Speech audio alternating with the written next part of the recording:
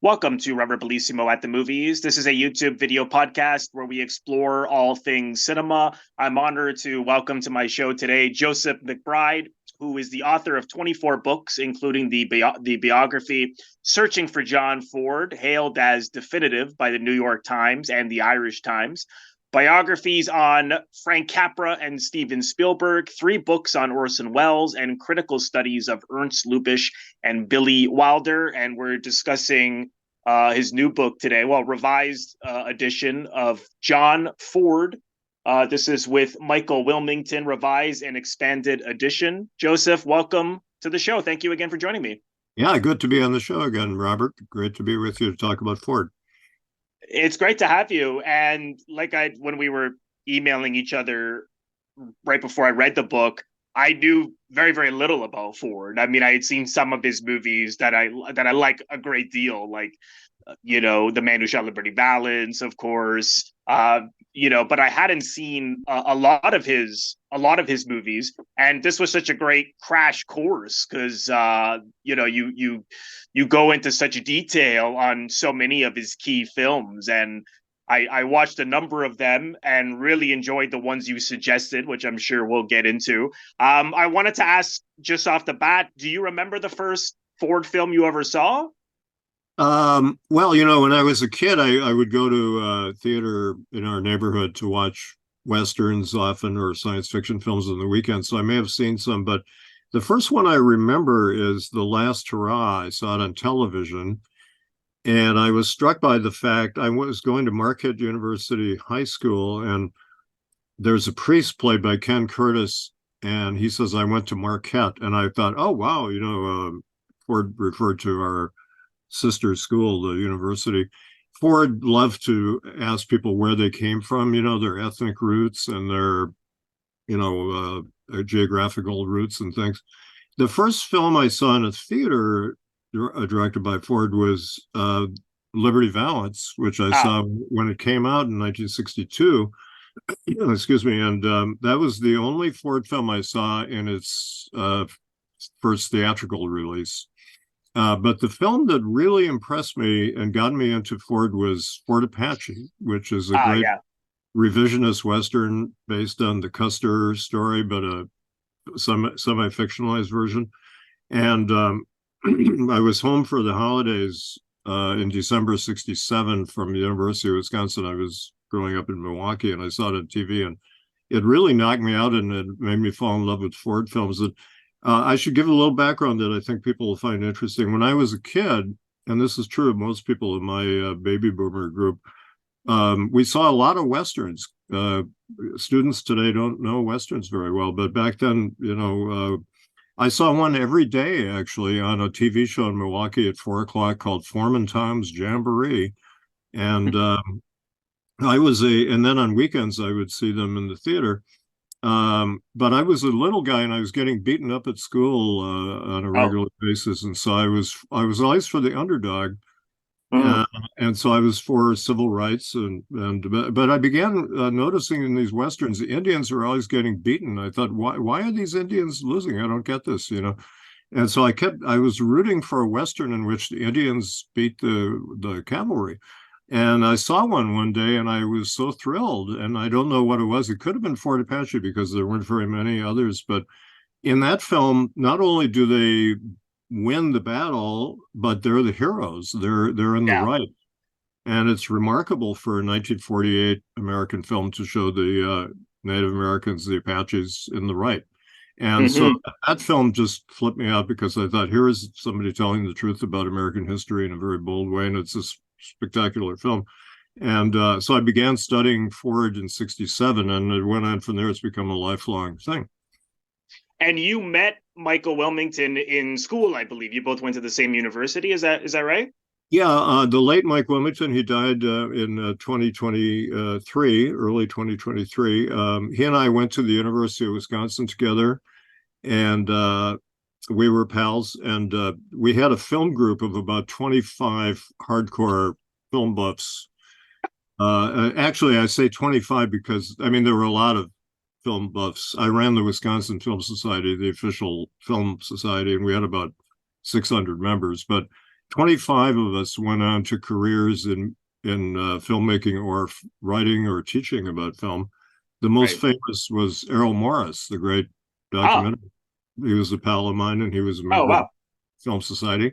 It was a great place to be a film lover, and we all kind of bonded, and that's when I started having friends at the school. You know, it's a huge school, and I started gravitating toward the film people. And we had 35 film societies on campus. It was amazing. You could see every night there'd be about 10 films you could choose from. And we also had an archive of Warner Brothers and RKO films where you could see them on 16 millimeter.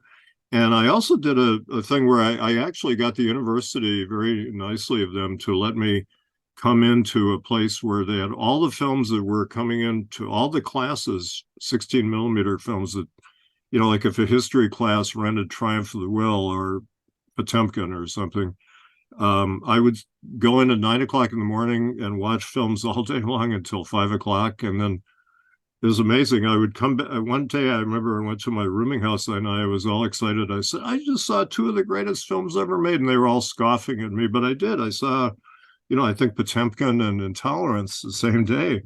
It was mind blowing.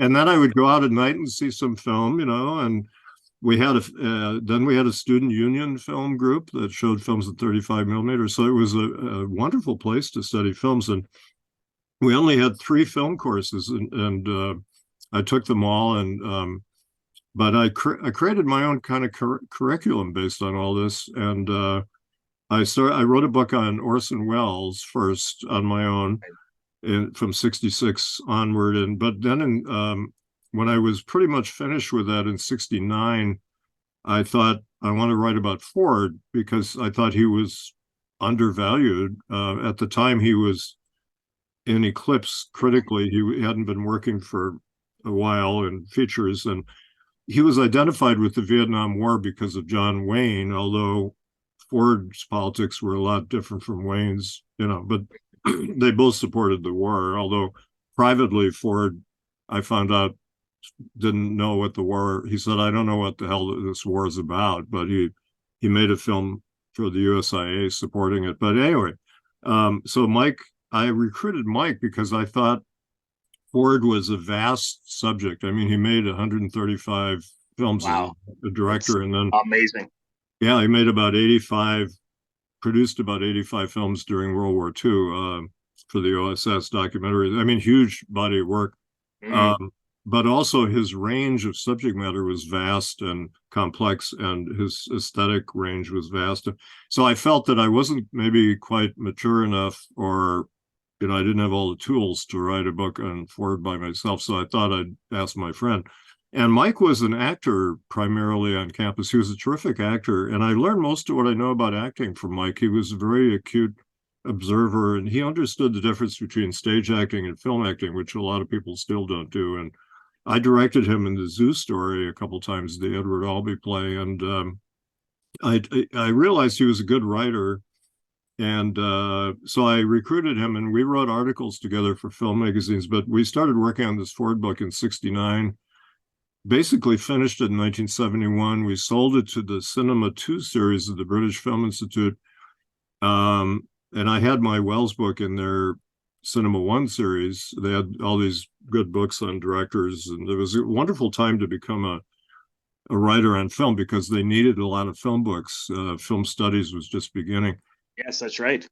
So the sad thing, though, was I wanted the Ford book to come out during his lifetime, but the publisher in England, Secker and Warburg, procrastinated until 1974. And today I wouldn't put up with that. They waited 3 years, and I kept writing letters. Why aren't you publishing? And so I finally got on the plane, went to London, and I said, I want the book back. And they were kind of shocked that I arrived. I went into the publisher's office, and he said, well, we can't find an American publisher. And that's interesting because Ford was so, you know, his reputation was so diminished.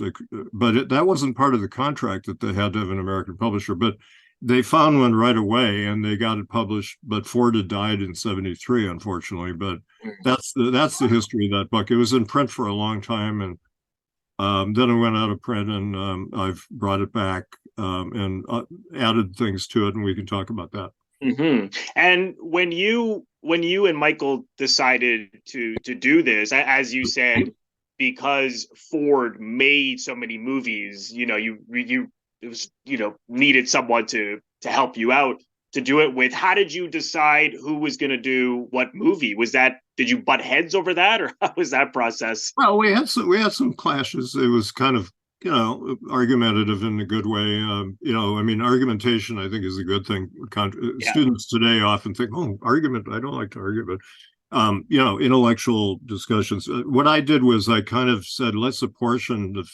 we thought we'd write about. It turned out to be 14 key films instead of trying to write about everything. Right. I mean, a lot of Ford films are lost, and I'll go into. He made 70 silent ones. A lot of the silent ones, right? Yeah. Right. He made 72 silent films, and there were only 12 in existence at the time. Now there are 27, which is a pretty good number in whole or in part. But I said, let's just focus on in-depth essays on really important films. So I broke it down and I said, Mike, you do this film and I'll do this film. And we kind of worked that way. And we had almost daily meetings for a couple of years, and we'd have long, interesting discussions. We'd see these films over and over again. And, for listeners today, they don't realize maybe how hard it was to see these films, because today we have streaming and DVD. Yes, movies at our fingertips.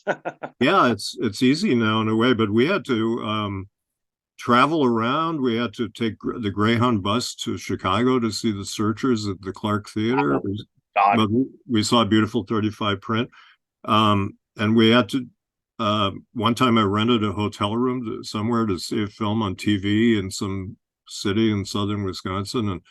And, we'd catch them on TV. And then we also, through the Film Society, I was able to rent certain films. If I had some extra money, profits, I could show films for free. So I'd show Wagon Master or something that was kind of obscure. But also I had friends in other film societies who let me see films. So it was a scramble to see the films. But when you write about a film, you have to see it over and over and over again to get it right. But back then, you couldn't stop and start a film. Like now you can watch the DVD and you could stop and start and write down the dialogue.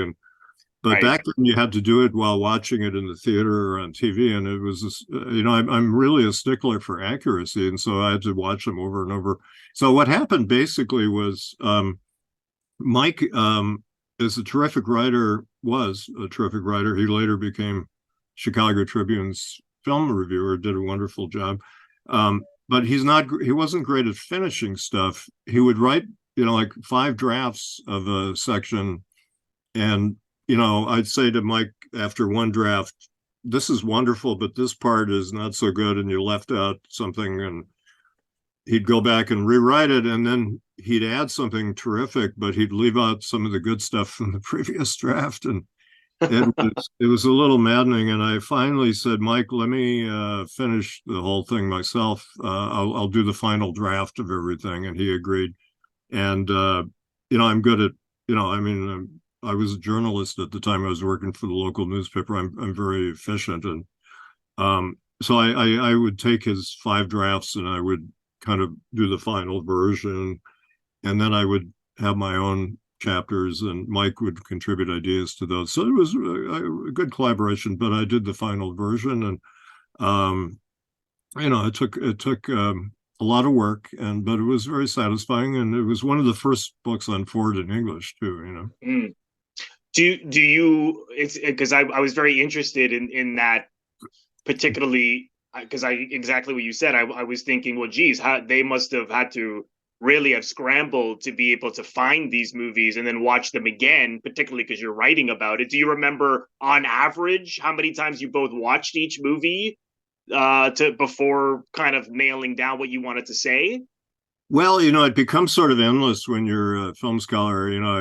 Like with Citizen Kane, when I did the Welles book, I saw it 60 times before, while doing my book. And Orson Welles, I told him that. And he said, how can you watch any movie 60 times? And I said, well, you watched Stagecoach 40 times when you were preparing Kane, which he used to say. And he said, I didn't watch it all the way through. He said I would sit there with a different technician every night from RKO. I'd have a costume designer or I'd have an Oh, editor, I see. and we would talk all the way through. But so I don't know. I mean, I lost count. We'd see The Searchers 10 or 15 times, and Quiet Man. I kind of wore these films out. I saw them so often. Mm, Uh, mm. I lost track of, we would see them whenever we could. And then I also, Films Incorporated, which was one of the companies that would rent films to film societies, was kind enough to let me borrow films too, which was nice. And but you had to be very creative to see these things and take notes while you were watching them.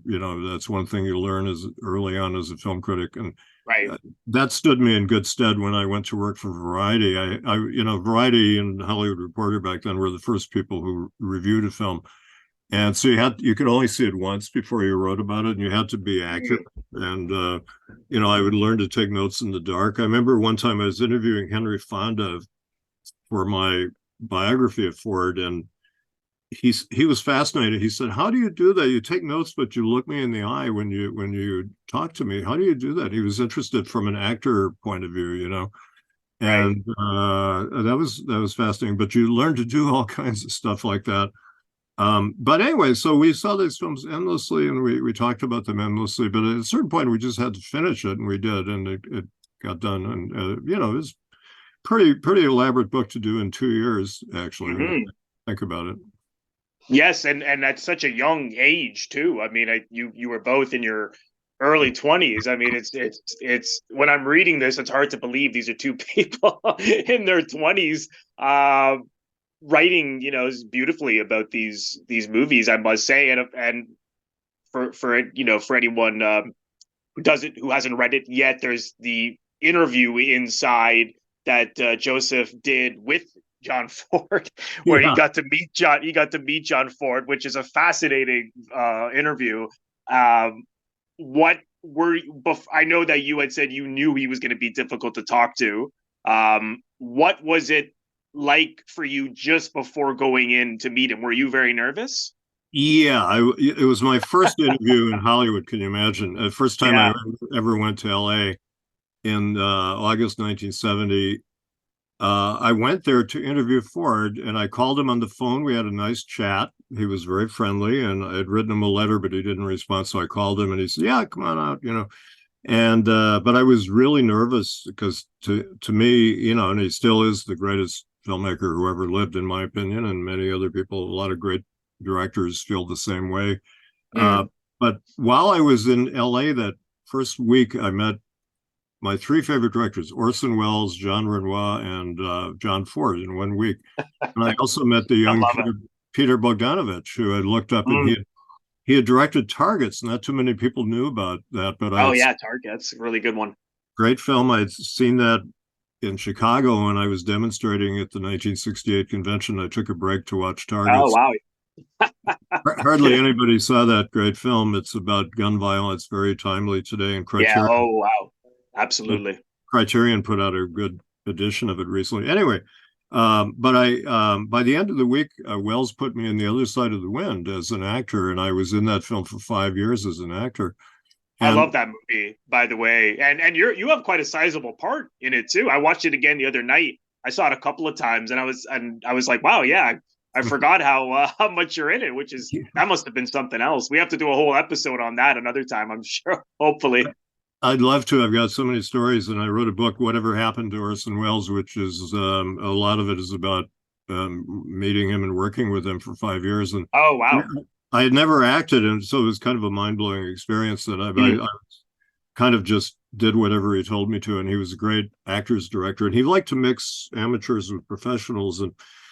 But I was that was so that week I thought, I kind of naively thought every week in Hollywood would be like that, and I realized later that was the pinnacle. It's all Right. been All done. downhill from there. Yeah, exactly. And I even got I had contacted Hitchcock, and he had sent me a message to my hotel. Yeah, come on over. I'll be happy to talk to you. And they didn't give it to me until the day I left, and so I missed talking to Hitchcock. Oh And God.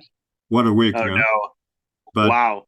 so I called Peter Bogdanovich, and oh well, I mean that's a different story. We can talk about. He got me in touch with Wells, but he was the expert on Ford and Wells at the time, and he knew Right. these guys well, and he did a Ford interview book, which was invaluable. Ford was very hard to interview, and I'll talk about my attempt. And he was doing a Wells interview book, but he was very kind. I went to his house, and he answered a lot of questions for me. And I was kind of flabbergasted by Ford. I knew that he was a very difficult person to interview, and I've interviewed thousands of people in my career as a journalist and biographer. But in the film world, the two hardest people to interview I found were Ford and Jean-Luc Godard, who was absolutely, he was the worst because I heard you say that in another interview. That God, that must have been painful. he was just really hostile. But Ford was cranky to everybody, and he was notorious for putting people on. And what he did was, and I didn't understand it at the time, but now I greatly respect it. He didn't do what directors today put out a film and they do like 100 interviews, like Christopher Nolan, Right. telling you about his film, and they kind of tell you how to read the film and what to think. And Ford didn't do that. He just felt, I'm not going to talk about it. I'm not going to explain my film. You have to see it for yourself and make up your own mind. And I really respect that more now. Yeah, me On too. the other hand, if Ford were working today, the studios would force him to do some interviews, here and there. But he really didn't like it. So he played a game with people. He would pretend not to remember his films, and he would be monosyllabic and cranky. And I asked Peter Bogdanovich after I interviewed Ford, I said, is he senile or what? And he said, no, that's his strategy. That he does that to rebuff people, and he did that to Peter. If you see the film directed by John Ford, I love that. Yeah. That's cringe. That's when that poor Peter, when he would not answer any yeah, questions. Peter took him all the way to Monument Valley, and then he sat there and he wouldn't answer most of the No, questions. God. Holly Platt, who was Peter's wife at the time, told me that night at Golding's Lodge, Peter cried in their Oh, hotel. yes. That Ford is ruining my movie. And what she said, she was so smart. She said, Peter, treat it as comic relief from the beautiful scenes. This guy made these spectacular, beautiful, poetic, emotional scenes, and then you cut to this gruff old guy saying, "I shot her with a camera." And Peter later, I asked him about that, and he said, "Well, I treated it as comic relief." He didn't say that was Polly's idea. Right, But right. that's what he did. And so anyway, to get to my thing, I arrived in his office, and it was like the Fablemans. Everybody's seen Spielberg's interview with him. Spielberg only had a minute or so with him, and he reproduces that very accurately. You can find online some previous interviews where Spielberg tells the story, and Yes, yeah, I've seen it. Yeah, he uses the yeah, dialect almost verbatim, and right. it's wonderful and delightful. But my experience was pretty similar. But I had an hour with him, which was much better in a way. And Ford did say some things that were cogent and wise, when he felt like it. And one thing, it was accurate in the Spielberg film. He did this to me too. Even though he was gruff and kind of nasty, at the very end of the Spielberg thing, Steven's alter ego pokes his head in and says, "Thank you." And Ford says, "My pleasure," And Ford did that to me too. He gave me an Irish blessing at the end, and he said, "God bless you." And Right. I had dedicated an earlier book to him, and he held it up to his eyes because he couldn't see very well, and he looked at the dedication and he said, "Oh, that's sweet," which was very nice. So there were some warm moments, and Spielberg captured that mixture. But Ford, the bottom line, Ford told Hedda Hopper, the gossip columnist, and I found this quote. She didn't use it in print, but he said, "I don't want this to get around. I pose as an illiterate." Right. That was his strategy for dealing with studios in particular. He was, I have some quotes in my biography from producers and studio people who said we could never figure out what John Ford was thinking, and he kind of frightened us. And that was his way of not dealing with these suits. He would growl at them and act kind of crazy, and they would leave him alone, and he had, you have to be tough to have a 53-year career in Hollywood. Could you imagine? He was a tough guy. But Olive Carey, who was the person I interviewed, who knew him the longest, she was an actress, and she was the wife of Harry Carey Sr., who acted for Ford in a lot of his early films. And she said Ford was a pussycat in a lion's outfit. She said he was always acting. He was constantly acting. She said, God bless him, he was acting, but he was really a sweetheart, but he wouldn't show that on the set. He would be gruff and tough, and he was pretty mean, to say John Wayne. He gave John Wayne a hard time on the set, but Wayne was a tough guy and could take it, and he had the sense to know that he was doing his best work for Ford. But even on the set, he was he would be really mean, and then he would be really wonderful, and he would vary his approach according I'll tell you a little story. Hank Worden, who you remember from The Searchers, he plays Old Mose, the comical character. Oh, yes. He was a wonderful actor, and he acted in The Alamo, which John Wayne directed. And I said, what was the difference between John Wayne as a director and John Ford as a director? And he said, well, John Wayne learned from Ford that Ford, yelled at him and barked at him, and that was how he directed him. So Wayne directed everybody that way, and that was a mistake. He said Wayne was not a good director of actors, because he said, I'm a sensitive kind of guy, and if somebody barks at me or yells at me on the set, I freeze up and I get nervous, and I'm not very good in The Alamo, but Ford, he said, treated me like a baby with kid gloves, because he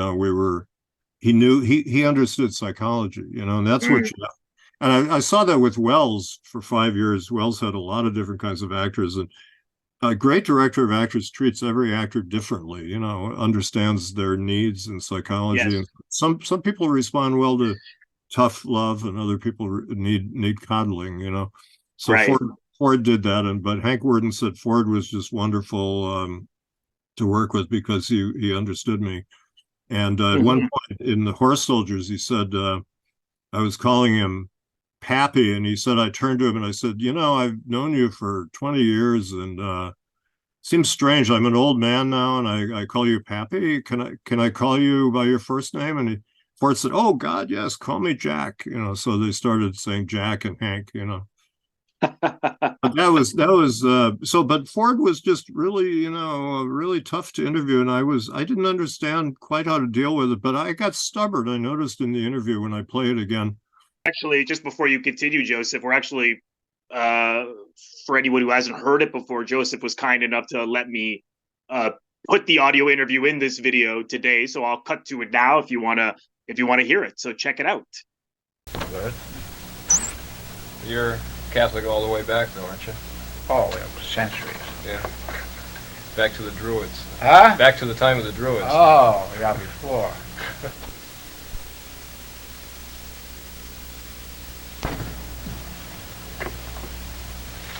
Just telling your secretary that I saw Judge Priest down in Chicago a couple of weeks ago. Oh, yeah? And the audience... How'd you happen to get to see it? Well, the American Film Institute got a hold of some 20th Century Fox movies. Oh. And they had a package of them. They were showing them down there. There's a picture of my wife and I at our 50th wedding anniversary. I saw that in Time magazine. Well, not the same one. Not the same one. That was when, just about a month ago? Yeah. That's nice. Is that her bridal veil that she's wearing? No, you wouldn't wear a bridal veil after 50 years. It's just a mantilla. Oh. Just a head covering. See, you got your uniform on there. Got your uniform. Well, that's mess kit I'm wearing for the evening. Yeah. Is there an ashtray I could use over here? Huh? Could I use an ashtray over here, one of these? Let's see. Little one, maybe. Yeah, I was telling your secretary, the audience really liked Judge Priest. They gave it a cheer at the end. They what? They cheered. The audience cheered Judge Priest Good. at the end. Really liked it. I'd like to see it again. I don't know where the hell I could get a print of it. Well, this is a brand new 35 millimeter print. Yeah, it was a good print. Real nice print. Well, I'd like to see it. I want it. Film Institute would probably get you one. I never saw Will Rogers before. How old are you? I'm 22. Huh? 22. 22 and you're going to write a book? I wrote a book on Orson Welles already, and this friend of mine and I are working on this. Can you sell these things? I think we can. Shouldn't be any problem now that I've sold the, Shouldn't be any problem now that I've sold the Wells book. I think we can sell this one. Where'd you go to school? I went to the same high school that Spencer Tracy and Pat O'Brien went to, Marquette in Milwaukee. Oh, yeah. Tracy got kicked out. O'Brien he's an alumnus. Well, Pat went on to the year at Marquette University, didn't he? I think he did. Yeah, then he joined the Navy. He and Spence both joined the Navy. Yeah, I think in 1917. Huh? Right at the time the war, America entered the war, they both joined together. Yeah. Yeah. Well, then I went to the University of Wisconsin a little bit. Not too much. Was that Madison or Ann Arbor? Madison. I understand that you spent some time in Vietnam within the last couple of years. Were you over there shooting film or what? For the Navy? Well, I was over there doing a picture for the Department of Defense. But the Vietnam, God damn it, Vietnamization of Vietnam, what the Vietnam themselves are doing, to convert the country and take over. And I was over just sort of overseeing, supervising the film that they were making over there. I was over there quite a while. Very interesting. When was that, 68? Huh? Was that around 1968? It was last year sometime. I forget what the hell date it was. Has the film been released yet? No. I'm still cutting it. Oh. Are you, did you actually direct it yourself or just supervise other people? Just supervise. Nothing to direct. Yeah. What's the title of the film going to be? I don't know. So how much involvement did you have on the film yourself? Did you supervise much of the photography or the script writing? No, I had nothing to do with the script writing. What I did is generally went out and says that'd be a good thing to shoot, and would shoot that. And I said this would be a good thing to shoot. Then I'd go up into the boondocks. I had one very happy experience. I went up there and decorated my grandson. What's his name? Daniel. Daniel. Is that your son's boy or your daughter's? My son's boy. He got the Silver Star and several Purple Hearts. You can do without the Purple Hearts. You got enough of those in the family. But the Silver Star is pretty high decoration for a kid up there, And they don't come up with the rations. What was he in a lot of combat? Oh yeah. What part of the war? Huh? What part of the war was he in? What battles? Oh, I don't know. You're asking, ambiguous questions. Yeah. I don't know what the hell was that. It was a battle every day. Yeah. Moving around. He was with the 25th Division, and they moved all the way from the south to the north. And you can't just. It's a different kind of war. You can't name it. There's no. They didn't name. They had no name for battles. Yeah. Except something occasionally the newspaper correspondent would make up a name for a battle like Beefsteak Hill or some goddamn. Hamburger Hill? Huh? Hamburger Hill, I think. What? Hamburger Hill, they called it. Hamburger. Hamburger Hill, I think. Spell it. Hamburger. Like hamburger sandwich. Oh, yeah. Hamburger. Yeah. Did you see much combat over there yourself? Where? When you were in Vietnam. Did I see much? Were you actually there when they were shooting? Oh, sure. Was it dangerous? Huh? Was it dangerous?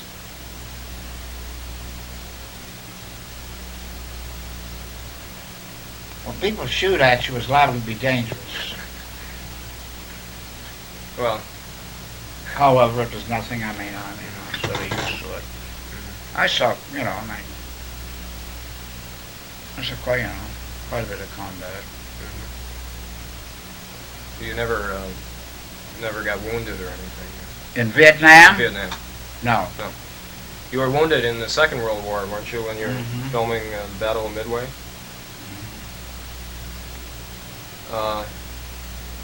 Is that the only filming you've done since Seven Women? The Vietnam material? Yeah, and I'm doing a documentary. I just finished it on a very dear friend of mine, Lieutenant General Chesty Puller, who was the most decorated Marine in history. And I just did a one-reeler on his life for television. What company? I don't know. We had no sponsor. We have, you know, it isn't placed yet. Oh, is it all completed? Mm-hmm. What's the title of it? I don't know. You don't know. That's a stupid, you know, answer, but I don't know what the hell the title is. I'm trying to remember. It's called Chesty or a Tribute or something. I don't know what the hell it is. I can't answer that truthfully. What does it consist of? Newsreels, or is it interviews with his friends, or what is the film about? Interviews with his friends, newsreel stuff. Take them all the way from World War I, you know, through Nicaragua and Haiti and through World War II and through Korea. I was with him in Korea quite a while, and I was his tent mate, and we were very close friends. And so they asked me to do this thing, so, you know, out of friendship for Chesty, I did it. Who asked you to do it? The Defense Department? Or? No, the private group. Oh. Well, this, who are some of the people you interviewed for the show or for the movie? Well, the only one you'd know, I mean, a lot of names I forget, I mean, the Marine officers. I'm not very good at names. The only reason I remember yours, my wife's middle name is McBride. And, John Wayne has narrated the thing. He was a great friend of Chesty's. Were you happy with the way the movie came out? It's a pretty short film, isn't it? One reeler. Well, as a matter of fact, it's too long. I mean, if anything, we had to pad it too much. The first part, you know, first 3/4 are great. Then we have to pad it a little bit so the finish is really good. I'm very pleased with it. Yes. When do you think it will be shown? I don't know. Did you? Are you still working on your project OSS about Wild Bill Donovan? Yeah. How's that coming? Not very well. It's hard to get a writer out here, you know. I mean, I don't know any of the writers. I heard that Edward Anhalt was writing the script of that. Who? Edward Anhalt. Yeah, I read that. Oh, well, I read that in Peter Bogdanovich's column. Oh, you can't figure out what anything Peter Bogdanovich says. Pardon the expression, he's full of shit. Is he? Huh? Well, what did you think of the book he did about you? I read the first 3 pages and threw it away. There wasn't a bit of truth in it. There wasn't? Huh? There wasn't? No. Instead of a character study, it was a caricature. Well, what did you object to?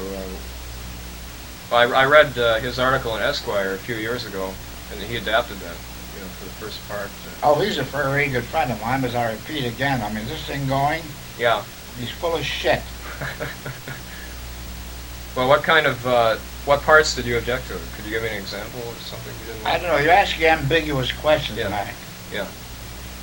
Well, what about the interview itself? Did you like the way he handled that? You know, the long interview? He never interviewed me. How did the questions and answers? Huh? How did the questions and answers come about? What was that? I don't remember him ever interviewing me. Maybe he did, I don't know. Yeah. He probably came to the house, he's always coming to the house, you know, and you sat on a chat, you know, and the first thing you know, he's made an interview out of it. Oh, I see. Put it together, bits and pieces. Yeah. Yeah. So I've stopped that. Yeah. What about the film he was doing about you? He was directing a film, wasn't he? I don't know anything about it. Did he film an I didn't know he was interview? making a film about me. Did he? I heard that he If shot he an does, he interview. do it over my objections. What? I heard that he shot an interview with you in Monument. What? I heard that he made an interview with you in Monument Valley.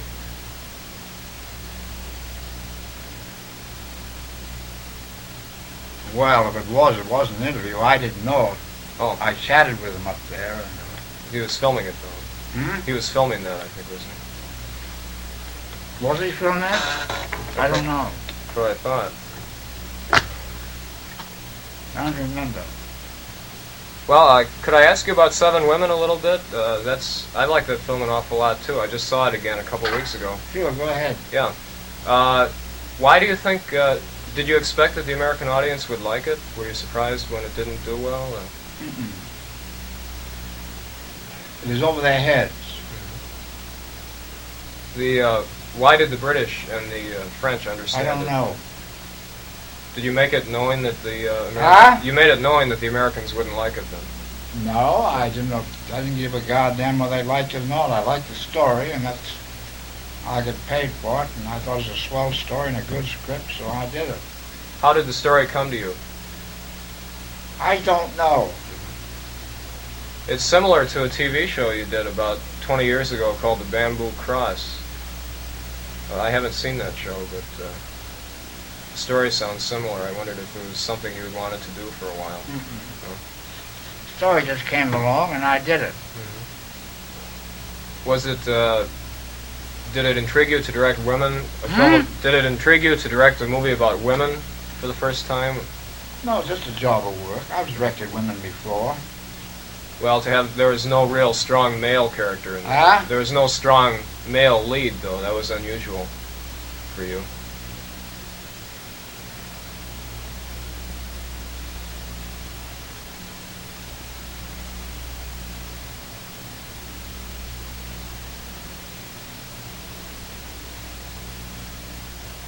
Who else are you interviewing out here?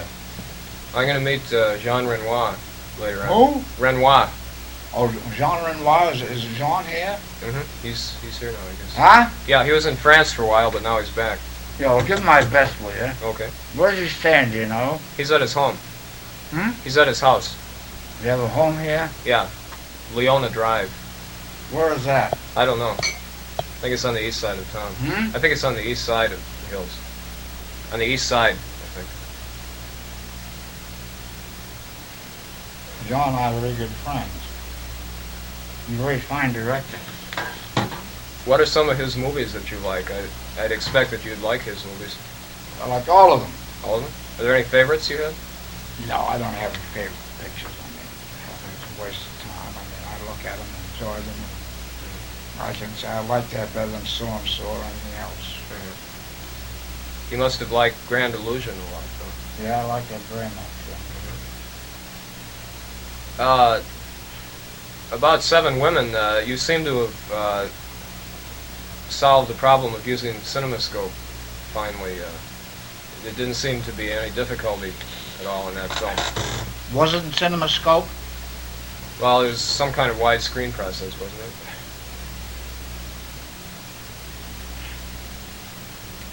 I had to call my secretary, and my wife's going to call and say,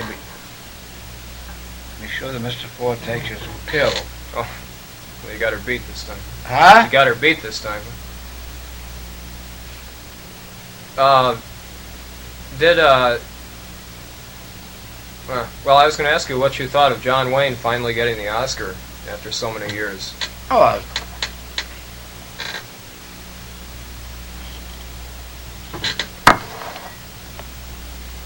isn't that rather a useless question? Well, did it make you feel bad? He never won one for one of your pictures. Hell no. Come on, Mac, for Christ's sake. Those are stupid questions. Yeah.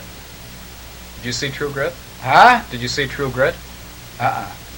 You You don't see many movies these days. I was delighted when he won it. I went out and pioneered, campaigned for him, and everything else. Well, you don't care much for the Academy Awards yourself. Now that is kind of, that's kind of for a man from Mayo, who's 4 days of Mayo, to ask him, did you feel bad because he didn't win one of your pictures? I mean, that's... Well, the people from Mayo, you'll notice for their shoes are some smartness. I guess I got a long way to go then. Hmm? I got a long way to go. What's it like? We're a smart, shrewd, poor race. Proud as hell. You always don't say County Mayo, you always say County Mayo, God help us. Where is, why did, I wondered, I guess I was asking a couple of stupid questions, wasn't I? What's it like to direct somebody like John Wayne after you've directed him so many times? Do you have to explain much to him, or how do you... Try that again a different way, in different wording. Okay, how much do you have to talk to somebody like John Wayne or, say, Ward Bond or somebody after you've directed them 10 or 20 times? Do you have to discuss the role much with them? They read the script, they know what you want, they get out in front of the camera and say, what do we do? And I tell them, they do it. Usually in the first take. You don't like to shoot more than a couple takes, do you? Goddamn pill. No, because then the actors get tired. Well, do you like the sort of nervousness that they have? Yes, I do. I like that sort of that spirit of uncertainty.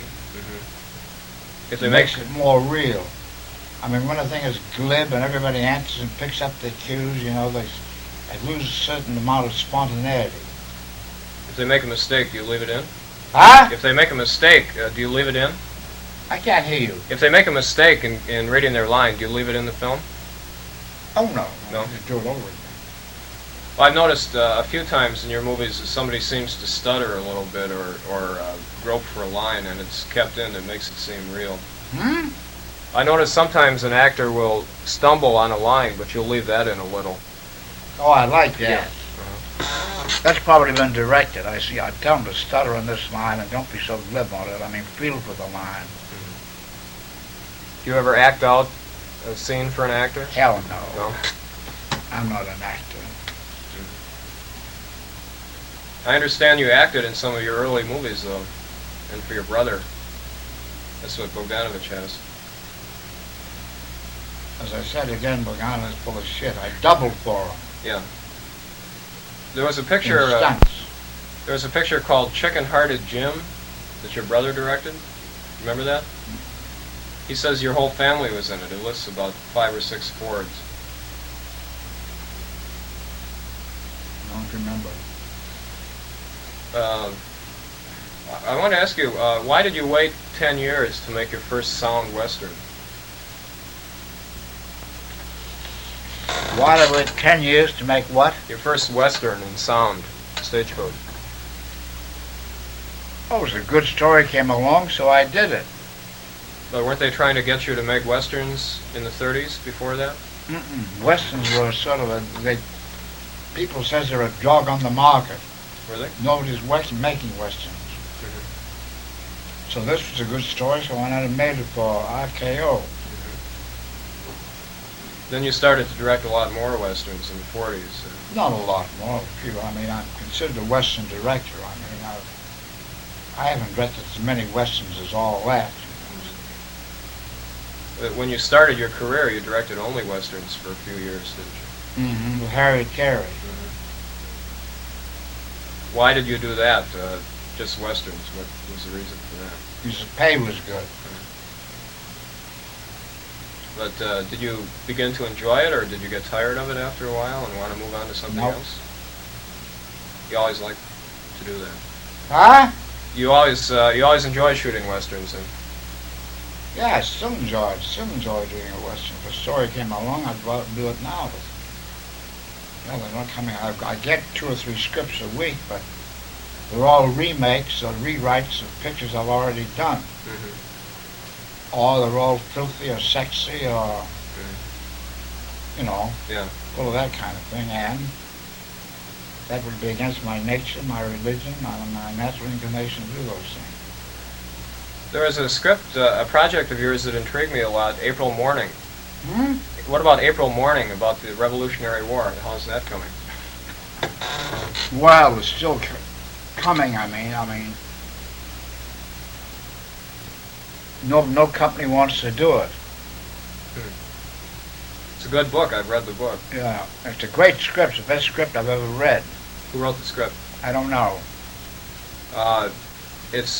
Have you always wanted to make a film about the Revolutionary War? Not necessarily. You did a little bit of that in Drums Along the Mohawk. Yeah. But other than that, you haven't done much. Not necessarily. You mentioned a couple years ago that that the producers didn't want to do a film about the Revolutionary War, but today it's becoming more popular. You know, there's a musical, 1776, and there's going to be a TV show in the fall about the Revolutionary War. It seems to be the time is getting ripe for it. I hope so, but this is a great script, a great story. How close is it to the book? I never read the book. I don't know. It's about a young boy, isn't it? A boy and a man. His father? A boy and his father, yeah. There's a mother. It's a hell of a good story.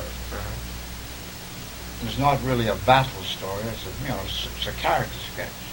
It's a bit like the Red Badge of Courage, isn't it? Ah? It's a little bit like the Red Badge of Courage. It's nothing like the Red Badge of Courage.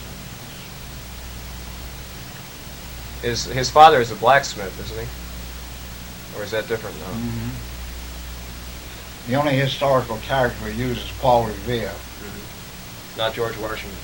No. Well, he was unknown then. Didn't you mention that Frank Capra always wanted to do a film about Washington? He wasn't able to? Yeah, he's got a great story about Valley Forge, but nobody would go for it. Why? What did they tell him? These are an ignorant lot of bastards. Did they feel the public wouldn't buy it, or? Now they say, who the hell is interested in George Washington? I heard one producer say that to me. Yeah. I says, I am for one, I know millions of other people are. He said, that's dead fish. He said, nobody's interested in American Revolution. I said, you ever read the history of the American Revolution? He said, no, I had better things to do. I said, they didn't teach it in the 6th grade when you graduated. He said, what do you mean? He said, I went through the 8th grade. Well, why do they make so many pictures about the Civil War and that period then? I don't know. Actually, you never made very many pictures about the Civil War itself, did you? I thought you were a Civil War buff. I am. You are. Why haven't you made more pictures about the Civil War?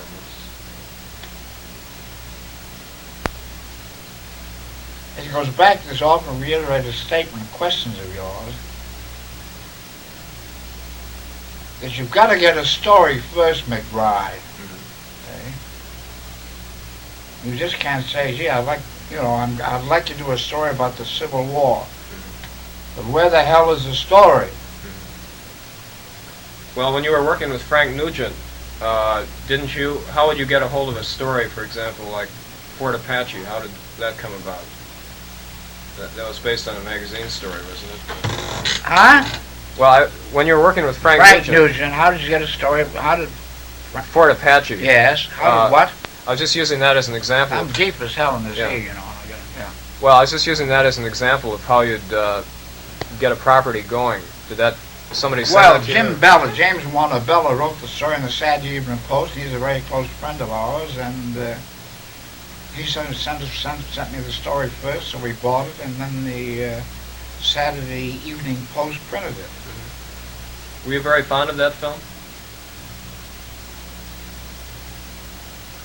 I remember what the hell it's all about. Sort of a Custer's Last Stand. Oh, Yeah. big battle of Henry Fonda. Oh, that's right, yeah. Yeah, it's all right. I had a lot of fun making it. That was a sort of unusual subject. You don't see many movies with, it sort of questioned the cavalry a little bit, didn't it? Hmm? It sort of questioned what the cavalry was doing a little bit, didn't it? I don't know. Did it? A little. Well, Cheyenne Autumn did, too. Well, the cavalry weren't all American boys, you know. They made a lot of mistakes. As you just mentioned Custer, I mean, that was a pretty silly goddamn expedition.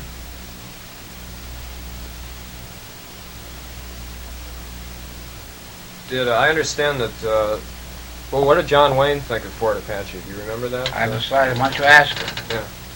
Hmm? Well, I understood that doesn't like, film about Custer. That's what I heard. Huh? I understand that he thinks the Custer story is a disgrace, and I heard that he... Speak louder, what?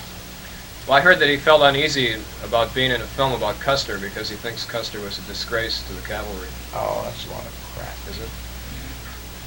I don't think he's ever heard of Custer.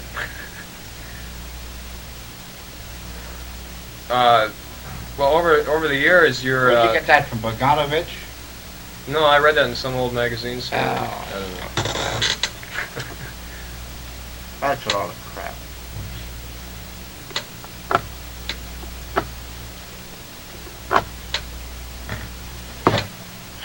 My life?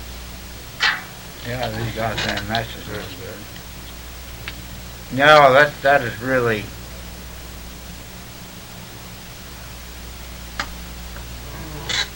That's rather stupid. I mean, he didn't care one way or the other.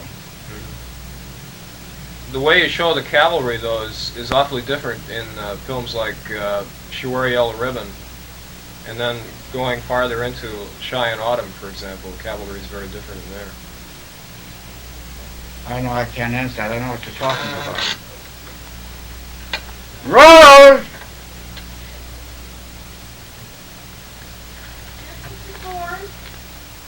Could I have some more coffee? I had to leave in a hurry today. I mean, to meet that... Would you like some coffee, Mr. McBride? Yes, please. Sure. Why don't you just move this out of your way? Oh. Do you take black coffee? Just black, yeah. Oh, fine. Okay. How near finished I? I've got a lot of work to do. It's 3 o'clock. Well, it's up to you. Well, I just want to ask you why... You've got that letter from that Italian gentleman or the gentleman in Italy, haven't you? Yes. Hmm? Yes. Is there an address on it? Yes, sir. Yeah, go ahead. are there any other projects that you'd like to make besides April Morning? No. What do you think the chances are for that? Persuading the producers to let you make it. Hmm? What do you think the chances are to talk a producer into making that, Very slim. You had a hard time getting to make Cheyenne Autumn, didn't you? No. They cut that up pretty badly, didn't they? Mm-hmm. How did that get out of your hands? How did they get the right to cut it? Well, they're putting up the money. They have a right to cut anything they want. There wasn't anything you could do to stop it? Well, frankly, I didn't care much. How when you're planning a film, do you draw the shots out in advance? A storyboard? How do you go about planning the shots, script? Walk on the set, look at the set, look at the location, and you do it by instinct. What about the framing? How closely do you tell the photographer how to frame a scene?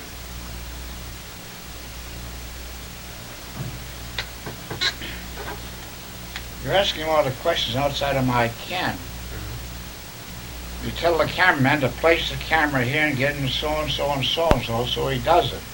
That's all there is to it. Well, For example, you don't like to move the camera very much, do you? When do you think it should be moved? What are some reasons? When there's a cause for it. You don't like unnecessary directors that move it around a lot.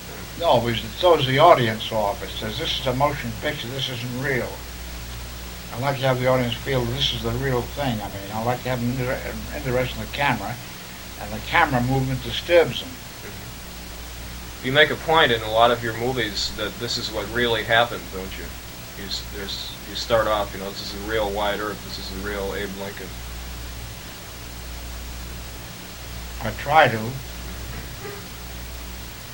You also take a lot of trouble with setting and costume. You take a lot of trouble with settings and costumes, historical.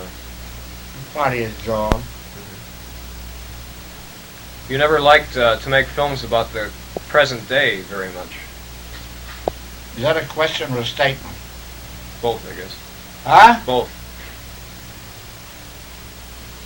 Yeah, I don't mind making films about the present day. You never made very many, though. Haven't I? I thought I made a lot. Well, When Willie Comes Marching Home, The Wings of Eagles, I guess. But you seem to like to make movies about the past a lot more. Do I? Well, I guess so. I don't know. This is really a lousy interview, isn't it? Yeah. Hmm? Well, I don't think you're going to get much out of this. Well, I guess I'm being over-intellectualizing. Does it bother you to be interviewed? Mm-hmm. How does it make you feel? Oh, I don't like to be interviewed. I mean, the only reason that I'm letting you interview me is that you came here and your name is McBride. The people from County Mayo, otherwise I'll tell you to go to hell. And that's the only reason I'm being interviewed now. Well, Is that a good answer? oh yeah. Hit it right on the head, I guess. Hmm? That hit it right on the head. One movie of yours I like a lot is The Man Who Shot Liberty Valance. Did you, you must have liked that story, didn't you? Yeah, I know it's a pretty good story. Some people thought it was a kind of a summing up of your attitudes about the West. I don't know.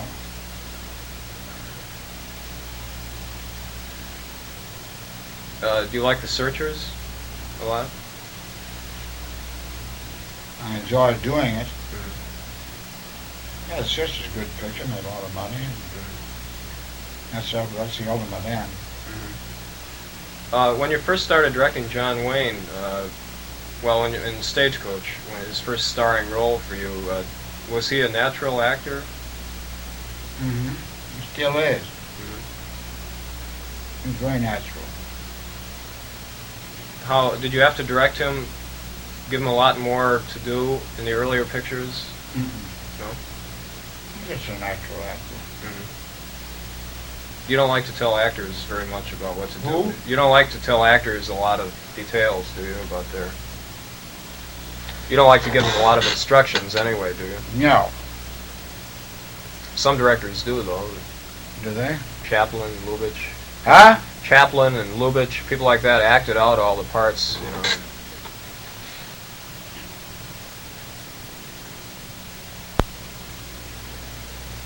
I'd like to see him as acting out of. Must have been funny. Did the story of Three Godfathers, was that one of your... It seems like a very personal story. I like that movie a lot. What do you mean by personal? Well, you did it a couple times. It seemed like a story that meant a lot to you.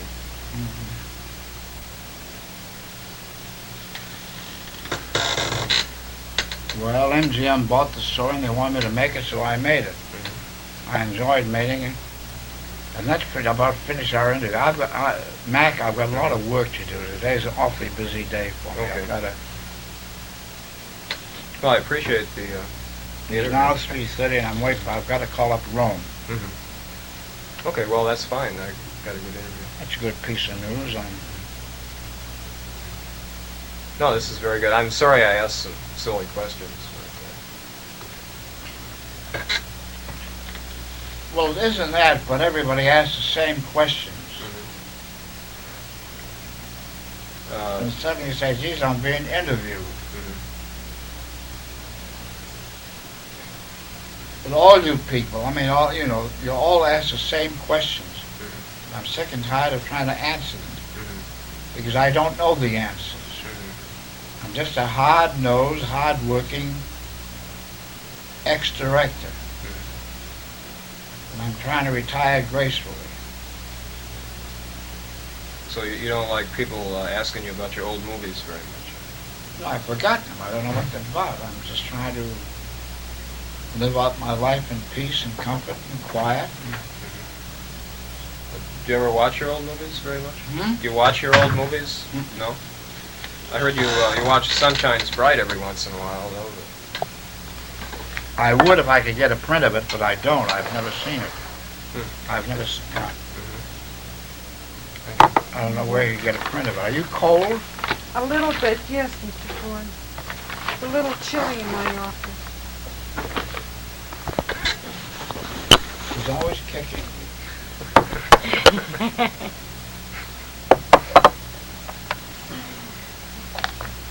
No, I like the Sunshine's Bright. I like the sound. I'm going to look around and see if there's a 16mm copy of it. I'd like to run it sometime. I heard they cut something out of that, too, I guess. Oh, yeah, they ruined that. Well, they didn't ruin it. They couldn't ruin it. Great movie. But they cut a lot out of it. What kind of scenes did they cut? Do you remember? I don't know. Yeah. Was there anything about the judge's wife? I was trying to... He was a widower at the time. But in the way the movie came out, there was no mention of her at all. And I thought there might have been in your version, the original. I don't know what they cut out.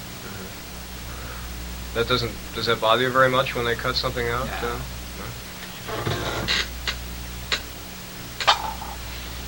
You're working with a stupid lot of people. I mean, the executive producers, so what the hell you got to expect it? Weren't you the producer on a lot of your movies, though? I said the executive producers. Yeah. Oh, yeah. Well, when That's you... the head of the studio.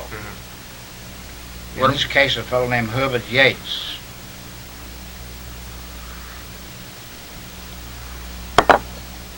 What about when you had Argosy Pictures? Didn't they, didn't Yeah, you that control was it all more? right. I mean, I had full control of the cutting of that, yeah. Didn't you always try to get full control of the cutting? Wasn't there any way you could get control of a film like The Sunshine's Bright? I was away at the time, I don't know. Yates cut it and they cut out certain things. I think he cut out, what he cut out a lot of the black stuff, the Negro stuff. Oh. Not a lot of it, but you know. But there were climatic scenes and he cut them out and hurt the picture. They still played a big part in the movie, didn't they? Huh? The black people still played a big part in that movie. Yeah. Why did he cut that stuff out? I don't know. I think it was... Mac, you're actually asking questions I can't answer. So I'm going to say au revoir. Yeah. God bless you. Thank you. Country Mayo Gajo. Aaron Go Brown. Country Mayo Go Bra. Well, All so right. you've had a sample of his orneriness, I guess. Yes. He could be impossible, and you know he did this weird thing. He made you sit on his deaf side. He had a deaf ear. Although one of his colleagues said, you know, Ford couldn't hear and he couldn't see, but he knew everything that was going on the set. He used that as kind of a ploy, but Right. he would do this thing where he'd make you repeat the question over and over, which I'm sure you know as an interviewer is maddening. Oh God. Yeah. 'Cause you- Well, that's particularly the way he did it to you, I felt so bad for you. He kept going, huh? Huh? Over and over again. And I thought, oh my God, I would have just ran out of there. You begin to regret that you ever asked the question because it's too Right. you know, and embarrassing, and then you feel stupid. And I did ask some dumb questions, and at one point I said to him, you know, I'm sorry for asking some stupid. He did say at one point, Yeah, come on, Mac. These are stupid questions, for Christ's sake. Don't you have any better questions? But that gave me the chance to throw in some good questions, and Right. I got stubborn and determined. I couldn't be like that. After a while, I wanted to extend the time with him, and he was trying to wrap it up. And his secretary would come in, and she was sending signals like maybe we could wrap it up. But I'll tell you, there was something strange going on that day. Ford kept saying to her, "Have you heard from the gentleman from Italy? Has the man from Italy called yet?" And, he kept saying that.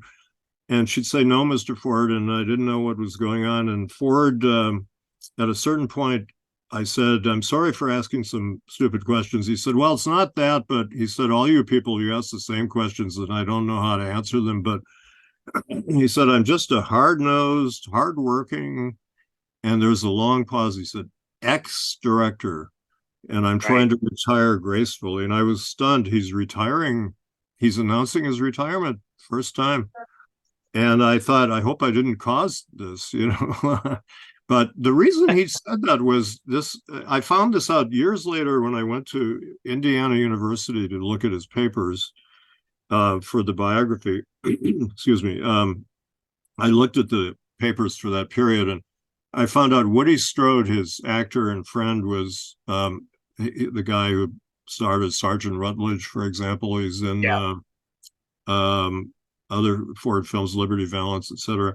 He had become a star in Italian westerns, just like Clint Eastwood and Lee Van Cleef, and Woody Strode was trying to help Ford set up an Italian western to direct, and Ford was willing to do it.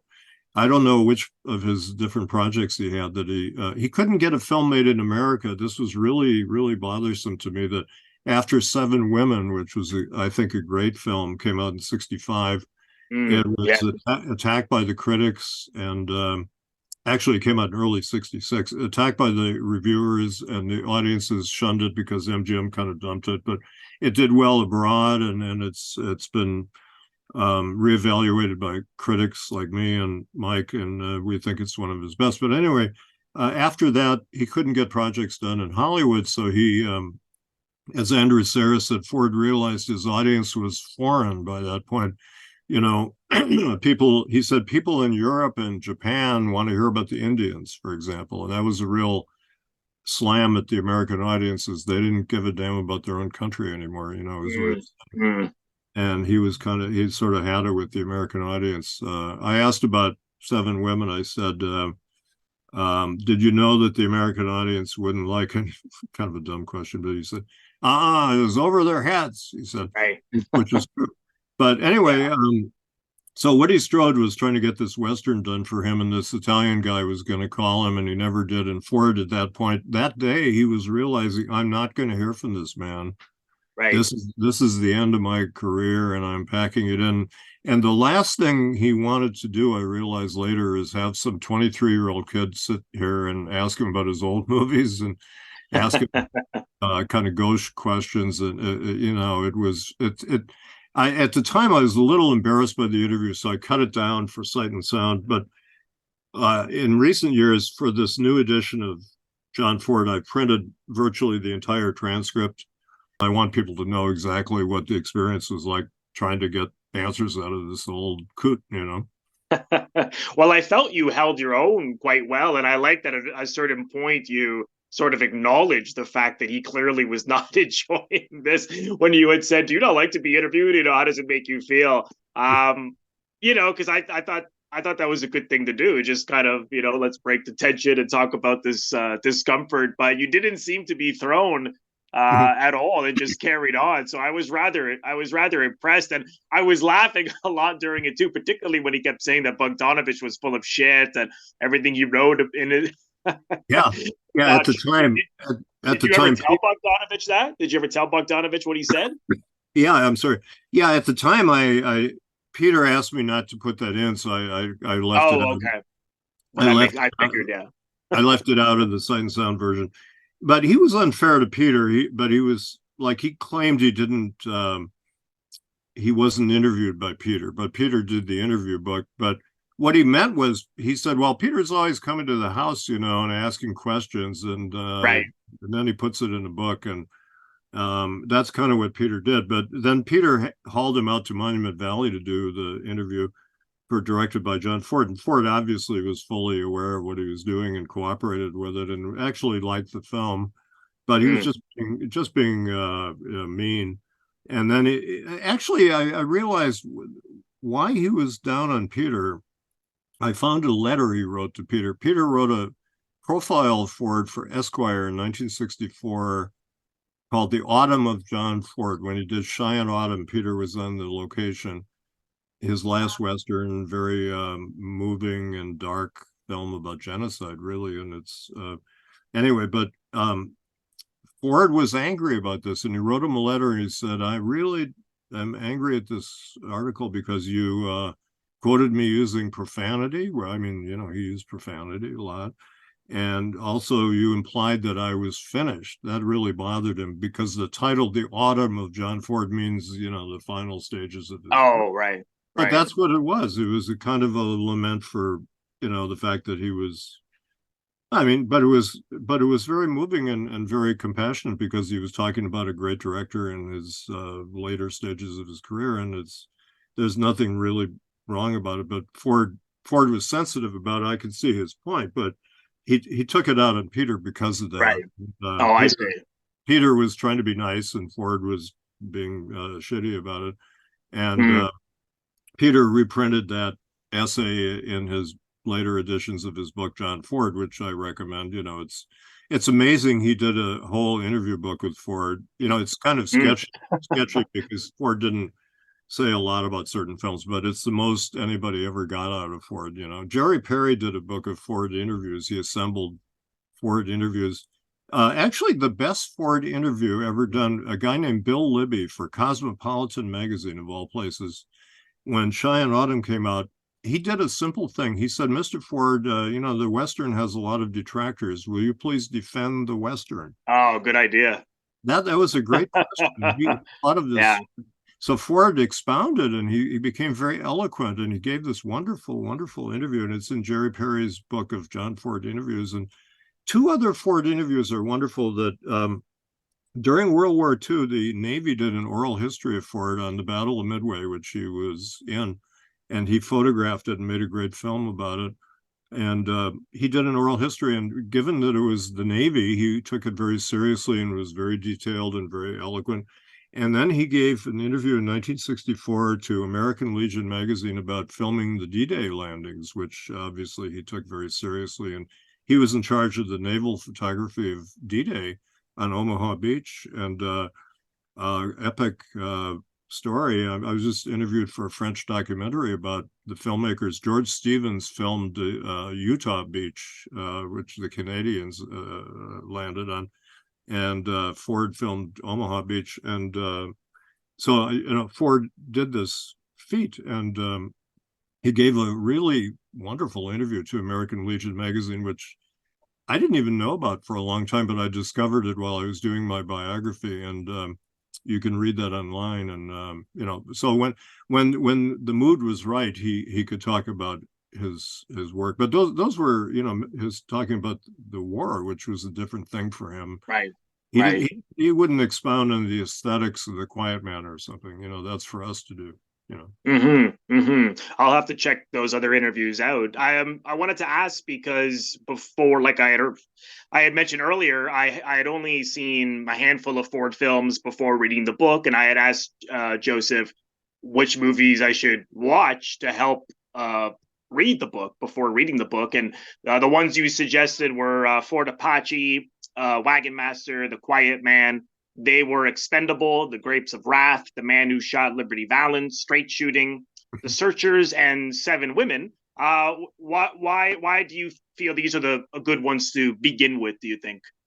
Well, I gave you quite an agenda, didn't I? Quite a smart. Luckily, I had the time. Oh, you're good. Well, yeah, I saw all of them. They're all wonderful. I liked more, some of them I'd seen before, and I'd like, some more than others, but I thoroughly enjoyed all of them, and I'm sure we'll touch on the content of some of them, I'm sure, as well. Yeah, good for you to watch them all. Straight Shooting, which is his first feature, and Hell Bent, which is an early feature. have been beautifully restored, and Oh, yes. they did Blu-ray editions. Kino Lorber and Masters of Cinema did one, and I did audio commentaries for those, which was a thrill. But to see these films beautifully preserved is wonderful, and he's a good director from the age 22.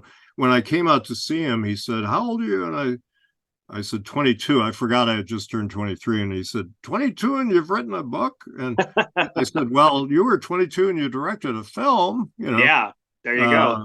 He was 22, made several films in 1917, and he was terrific from the beginning. All these films are wonderful. And these are, again, the 14 films Mike and I chose for John Ford.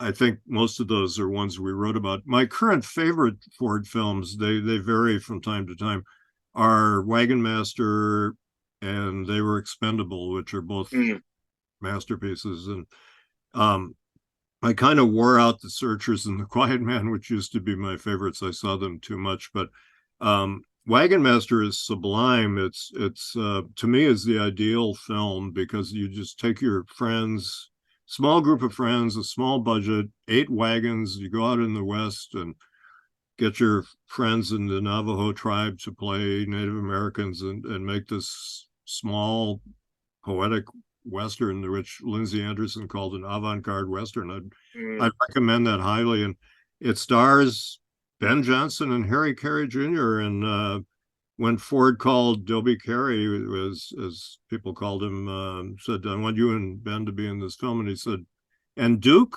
And he said, God damn it, can't you make any movies without Duke? So he gave these 2 young guys a chance to star in a film, and he was trying to build up Ben Johnson as a star, and it didn't quite work.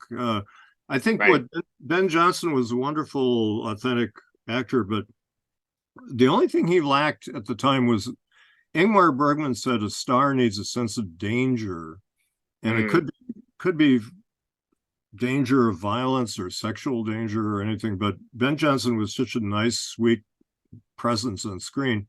He didn't have that. But later, Ford treated him badly. Is a long story about that, but he went off and rejoined the rodeo circuit and won the world championship in rodeo. And he was prouder of that than his Academy Award for Last Picture. Oh, right. That's right.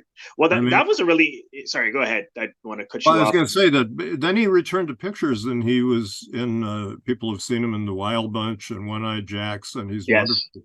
As an old weathered guy, he had this kind of bitterness, and he was a different kind of man, and he had a sense of danger by that time, and he was fantastic, Yeah, I've always really enjoyed his not that I've seen everything with him, but the ones you mentioned, like The Last Picture Show, One-Eyed Jacks, I've always enjoyed his work. But that was a really interesting film, and that was one thing about a lot of these movies, is exploring different perspectives or themes that I hadn't even really thought of, like that film about these people who are Mormons and how they're tested in the real world between what they believe they should do or shouldn't do, and then the realities of having to be faced with violence. And what do? You just let them kill you, or do you fight them even though it's against your faith? And I thought that was a really compelling story, and just the way they sort of accept and adjust to those realities. Whereas in Seven Women,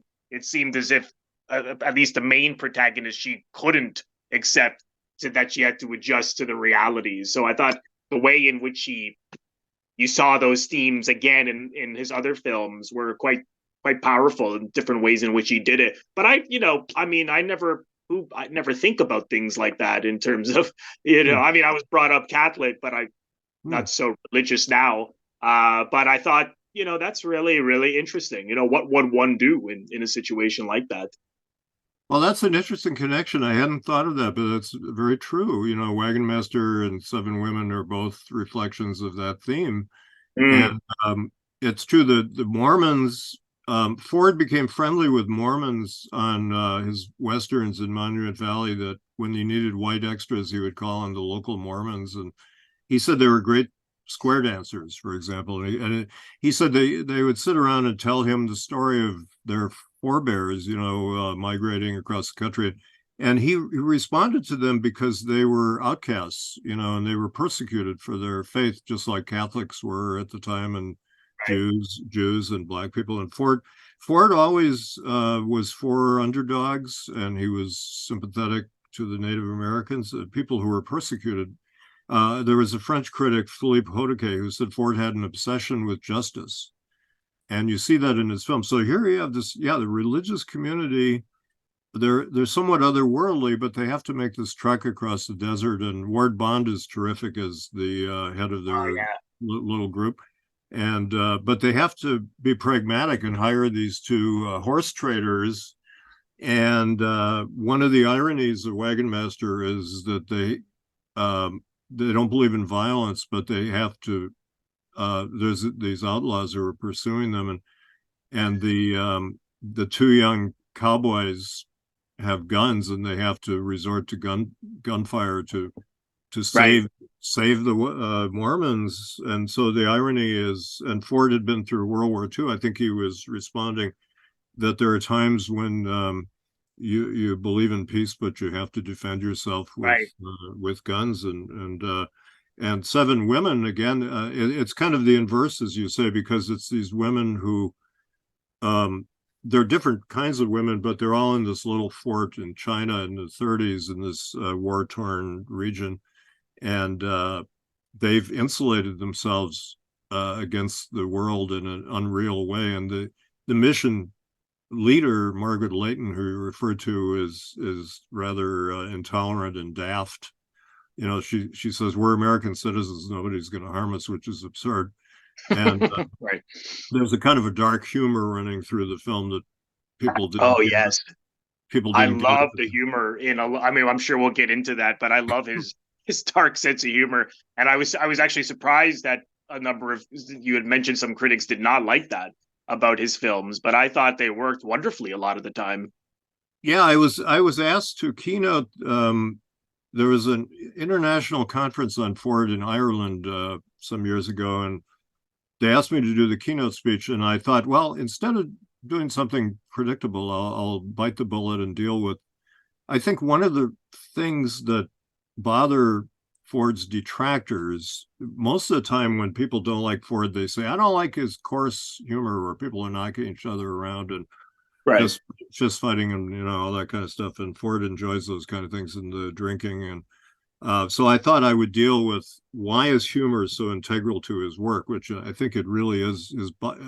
I didn't totally understand Ford till I saw a scene in Seven Women in which Eddie Albert, who plays a lay minister in the film, is orating in a classroom in English to a bunch of Chinese boys who don't understand English, and it's absurd. It's like theater of the absurd. These poor boys are looking at him, and Ford has these great close-ups, huge close-ups of these boys in the Panavision screen. And one in particular, this boy is struggling to understand, what is this guy saying to us?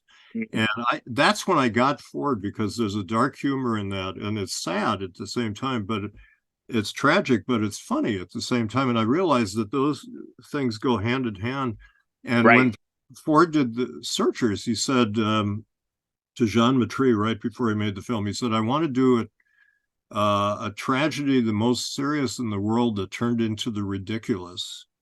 And if you look at The Searchers carefully many times, as I've done, it becomes absurd after a while, because Ethan Edwards, John Wayne, starts out to save his nieces from captivity, and that's kind of a heroic thing to do. But you find out he wants to kill the woman, which is crazy and horrible, and that's absurd. And also, the search is circular; it goes around, and he keeps losing the trail. But this old guy, Mose, played by Hank Worden, keeps finding Debbie, the niece, and Ethan keeps losing her. And finally, at the end of the film, old Mose finds her. She's right down the road. She's like a few miles away. The Indians are nomadic people in that film, and they're traveling in circles. And the whole film takes place pretty much in Monument Valley, except for a couple of scenes in the snow. And Ethan could have stayed home sitting on his porch for 5 years and found Debbie, because she's delivered right down the road. And Yes. that's an absurdist thing. And Ford, what he's doing there is undercutting the traditional sense of a hero. And Ethan Edwards is one of the most interestingly complex characters in American cinema, because he's a hero in some ways, but he's deeply flawed in other ways. And at the end of the film, when he brings her home, you feel this kind of thrill that he's achieved his goal. But when you think about how it's done, it undercuts the heroism. So that is a very Irish theme, and it helped me a lot to write Ford's biography. I married an Irish woman, Ruth O'Hara, who's dean at Stanford University right now. She's a psychologist, and I really got into Irish culture with her family, and I went to Ireland. And the more I learned about Ireland, they have a strong sense of the ridiculous and the absurd over there, because they were a colonized people for 400 years. The English were colonizing them, and there was a lot of sense of absurdity in that, and also tragedy mixed in, and so that's the Irish point of view. And you have to understand that to fully understand Ford. And if you reject it, you're rejecting who Ford is. So in this new edition of John Ford, I included an essay I wrote based on that lecture about Ford's use of comedy. And I also included essays on his views of race, which can be controversial. Yeah. But he explored it in a rather obsessive way throughout his long career. And he's one of the few American directors, as Tag Gallagher said, who wrote a book on Ford, one of the few American directors of his generation who dealt with racial themes at all. And that's really the main problem we have in America as a culture, even today. Obviously, race is a terrible scar and trauma and divider in our country. And Ford explored that from the beginning. He always had characters of different races and ethnic groups. And then I write about Ford's Irishness, which is related to all this. Some people don't like his Irish humor, etc., but that's very important to him. And then I did a very ambitious long piece on Ford's silent work, because, as I said earlier, since we did the first edition of this 50 years ago, they found quite a number of Ford films, and I was able to do research. And there was a fellow in England called Steve Mayhew who wrote a good thesis on Ford silent films, and he and I exchanged ideas and films, and it was very helpful to have his research too, because even the lost films, like Steve wrote about them, and I read the scripts of some of them too in Ford's papers. So I think I encompass like it's very important to, where did this guy come from? Because he became a great director in the 30s, but he had a long apprenticeship. And The Iron Horse in 1924, I compare that to Jaws with Spielberg. Ford was 30 and he made this epic, which pictorially is very wonderful and grandiose, but the story is kind of weak. But still, it made him an A-list director, just as Jaws made Spielberg an A-list director. And Jaws gave him final cut for the rest of his career. Ford didn't have final cut, unfortunately, for most of his films. Because he worked in the studio days. But, he became a big, important director dealing with American themes and other themes. And so the silent period, I think that's an important part of the book, that I explicate that more than people have done so far. I've been telling Steve he ought to turn his thesis into a book on Ford silent films. There is not a book on Ford silent films. Oh. But in the meantime, I've written this long 40-page thing on Ford silent films. I know that you touched on How Green Was My Valley and Grapes of Wrath. You touched on them. Why? I was curious why there wasn't an actual essay on those two films in the book. Yeah. Those are probably two of my favorite Fords. That's a really good question. Those are two of his greatest films. Yeah. I mean, actually, the truth is that Mike and I didn't agree on those films, because Mike didn't like The Grapes of Wrath and How Green Was My Valley. My God. I mean, how could you not like those two great films? Those are so good. Oh my, just incredible. Like perfect, like nearly perfect movies. Yeah. You're right. And I mean, I think the book, it's too bad we didn't do essays on those, but we had to agree. You Oh, know, I see. Okay. back in those days, you have to roll back in time. Uh, Auteurism was in its infancy, and Andrew Sarris's book, The American Cinema, was kind of our Bible. And the hardcore auteurist, Mike was a hardcore auteurist. In other words, I don't know, I mean, he kind of overlooked certain issues, and if he liked a director, he liked all of the director's work. We had a big dispute about Howard Hawks' Rio Lobo, which is a very flawed final film, but Mike just, he wouldn't listen to any criticisms of that film, you know. But The Grapes of Wrath, I think he didn't like. It's not that he thought it was a bad film, but since it's based on a famous novel by John Steinbeck, people who were tourists tended to underrate it at the time. They'd say, well, you know, it was a reaction to the previous generation of reviewers who praised it because it was based on a famous novel. You know what I mean? Right. If a film was based on a great novel, they'd say it was great. And some of the films based on great novels are not really great, you know, but Right. Grapes of Wrath happens to be a great film and a great book. And I think the film is even better than the book. And Steinbeck himself, I found, he thought the film was actually stronger than the book because it's pictorial. Right. It's like a documentary. And yeah.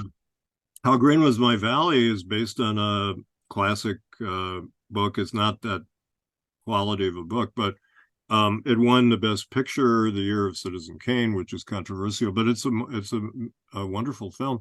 And it's a very, Ford felt it was very autobiographical, which is interesting for the auteur theory because it's based on a novel by Richard Llewellyn, which is supposed to be autobiographical about his youth in Wales, but people have questioned that because they think he made up a lot of it, which is, you know, okay.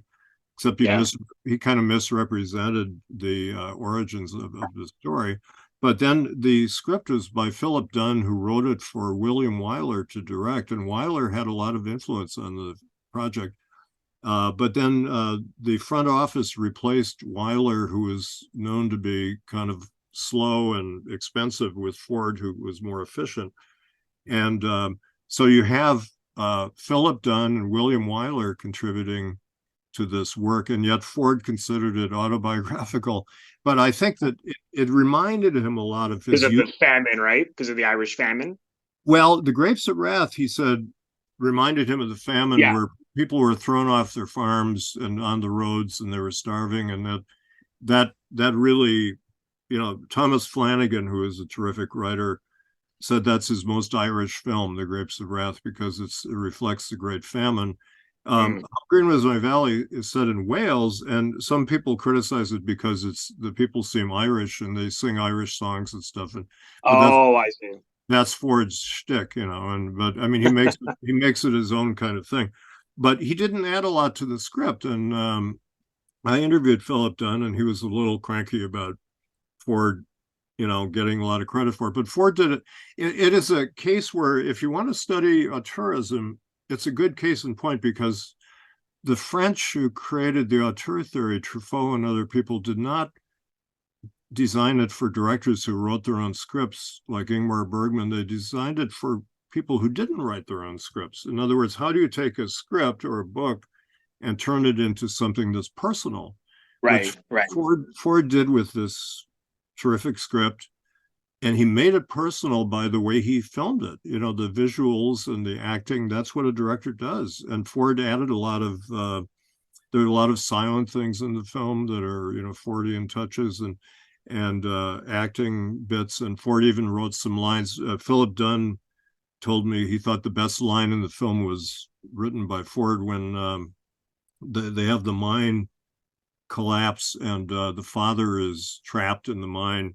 People are volunteering to go down and save him. And Barry Fitzgerald, who's a wonderful actor, he cuts to him and he says, "'Tis a coward I am, but I will hold your coat." He tells another guy who's going down in the mine, and that was the line that Ford had lived, and Philip Dunn thought that was the best line in the movie, you know. So Ford turned it into a John Ford movie, and but it's got a very complex set of fathers, you know. And, but I think that kind of literary thing bothered Mike at the time. I see. In other words, because people in the previous generation overpraised these films. Well, they praised them for the wrong reasons, let's say.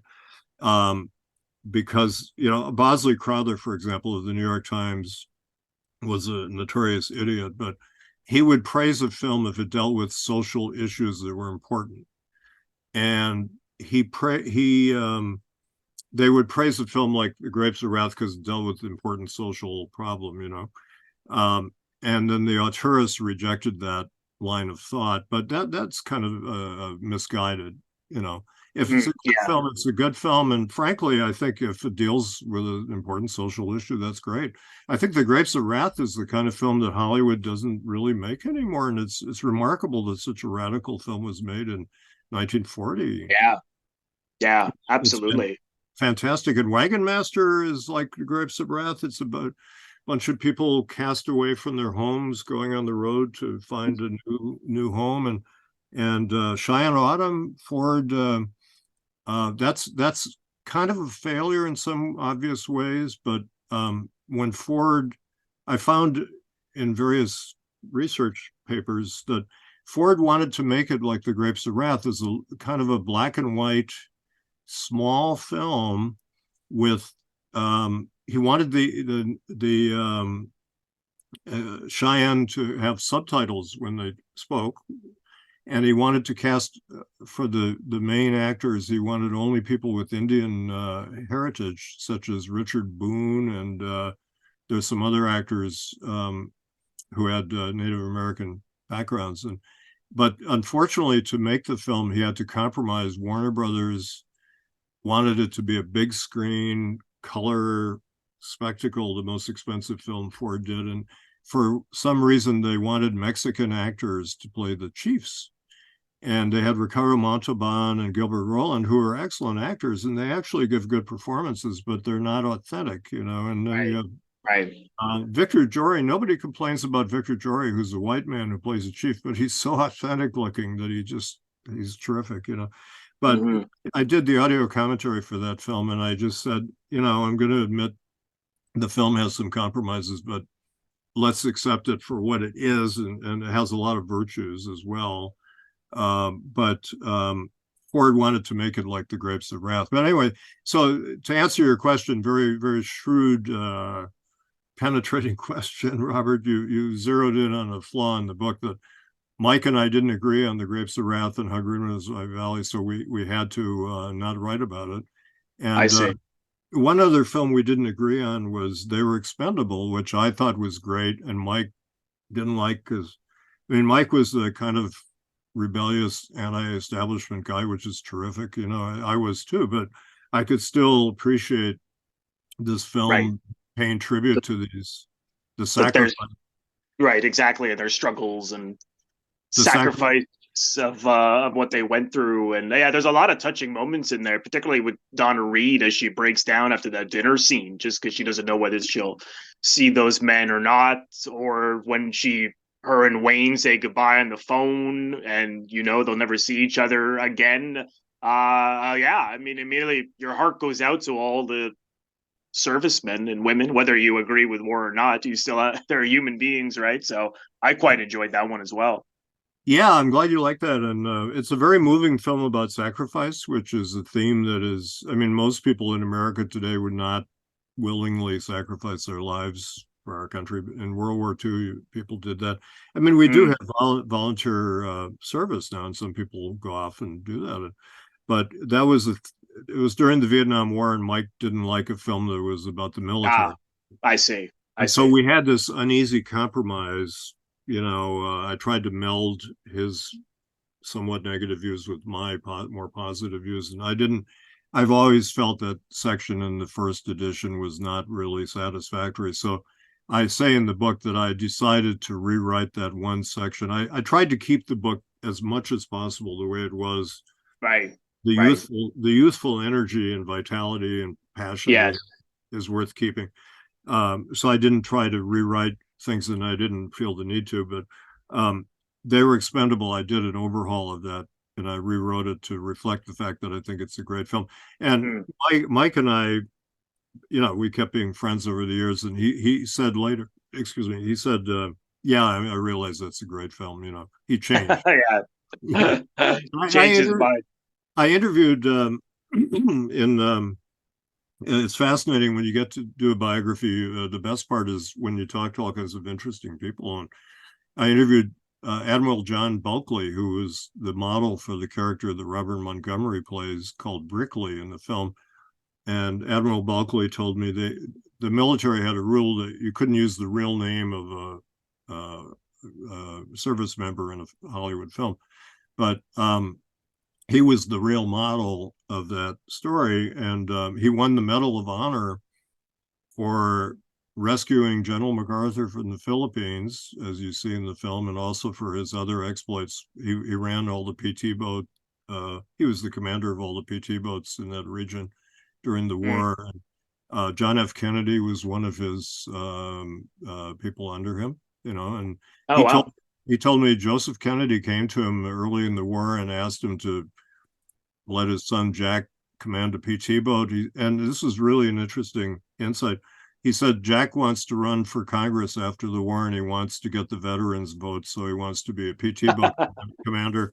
So this was all planned, And when I was a volunteer for JFK in 1960 in the Wisconsin presidential primary, and my job was to pass out John Hersey's laudatory article about JFK's exploits with PT 109 in the Philippines, and the South Pacific. And but anyway, Admiral Bulkley told me a really interesting thing. He said, I was very bitter about the whole thing because I took 111 men over there and I came back with 9 alive.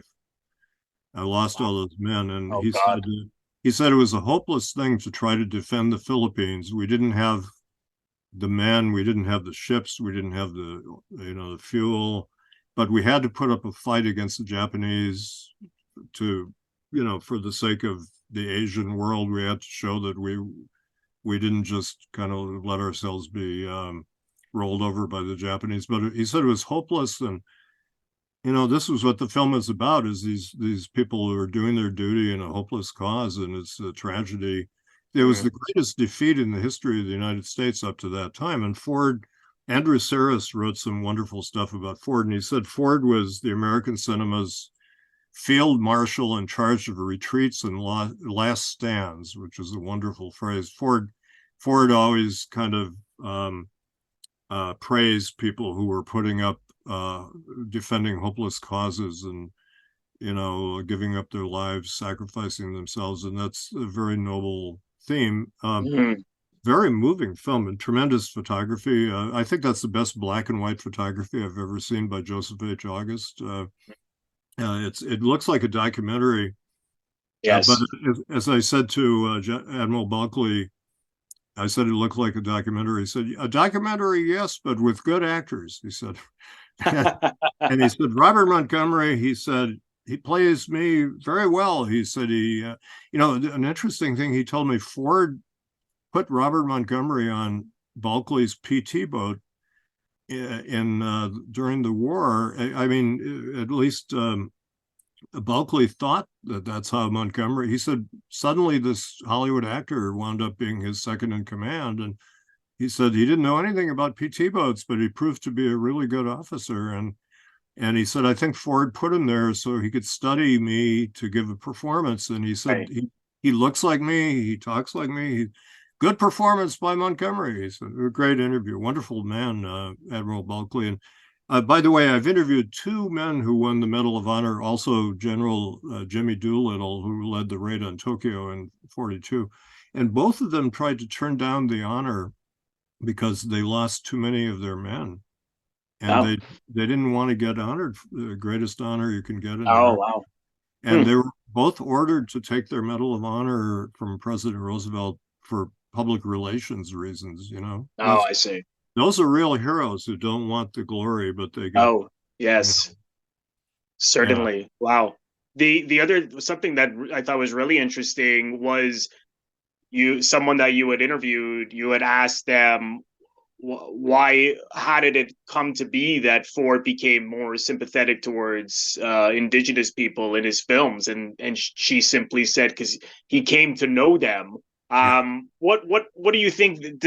I'm sure it's a complex answer, but does that have something to do with his experience in the war also? And just, I mean, what does come to know them mean? Did he deal with them?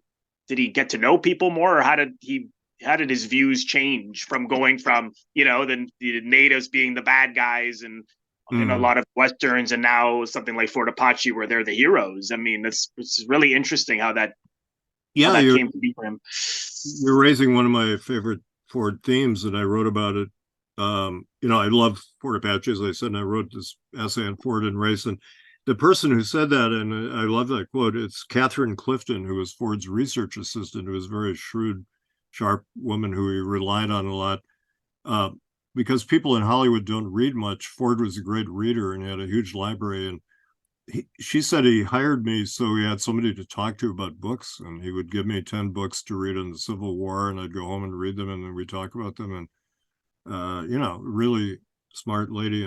But she very simple answer. He came to know the Native Americans. What she meant was, in Monument Valley in 1938-39, he did Stagecoach for only a week there, and the Indians are the bad guys, and they just swoop down and attack the stagecoach, traditional thing to do in American Westerns. But after the war, he would spend more time with Navajos, who Monument Valley is the Navajo reservation in Utah and Arizona. And I went there and had good talks with the Navajos, who had interesting things to say about Ford, and I'll mention a couple. They have a great sense of humor that they don't, in American Westerns, you don't see their sense of humor enough. People portray them as solemn, but they actually are like Ford. They have this kind of tragicomic sense of reality, And but Ford would spend more time with them when he did My Darling Clementine and Fort Apache and She Wore a Yellow Ribbon. He would be there for longer stretches of time and got to know them individually and became friends with them. And for example, Lee Bradley, who he plays the Navajo leader in Wagon Master, and the Indians turn out to be friendly. And yes. An interesting thing. I looked up the reception of Wagon Master in America, and the reviewers at the time said, well, we don't like this film because there's not much violence in it, and the Indians turn out to be friendly. And that's why we like the film today, because it's yes, of course. Pacifistic, and the Indians turned out to be friendly. I mean, that's great. Yes. But Lee Bradley is the leader, and he was the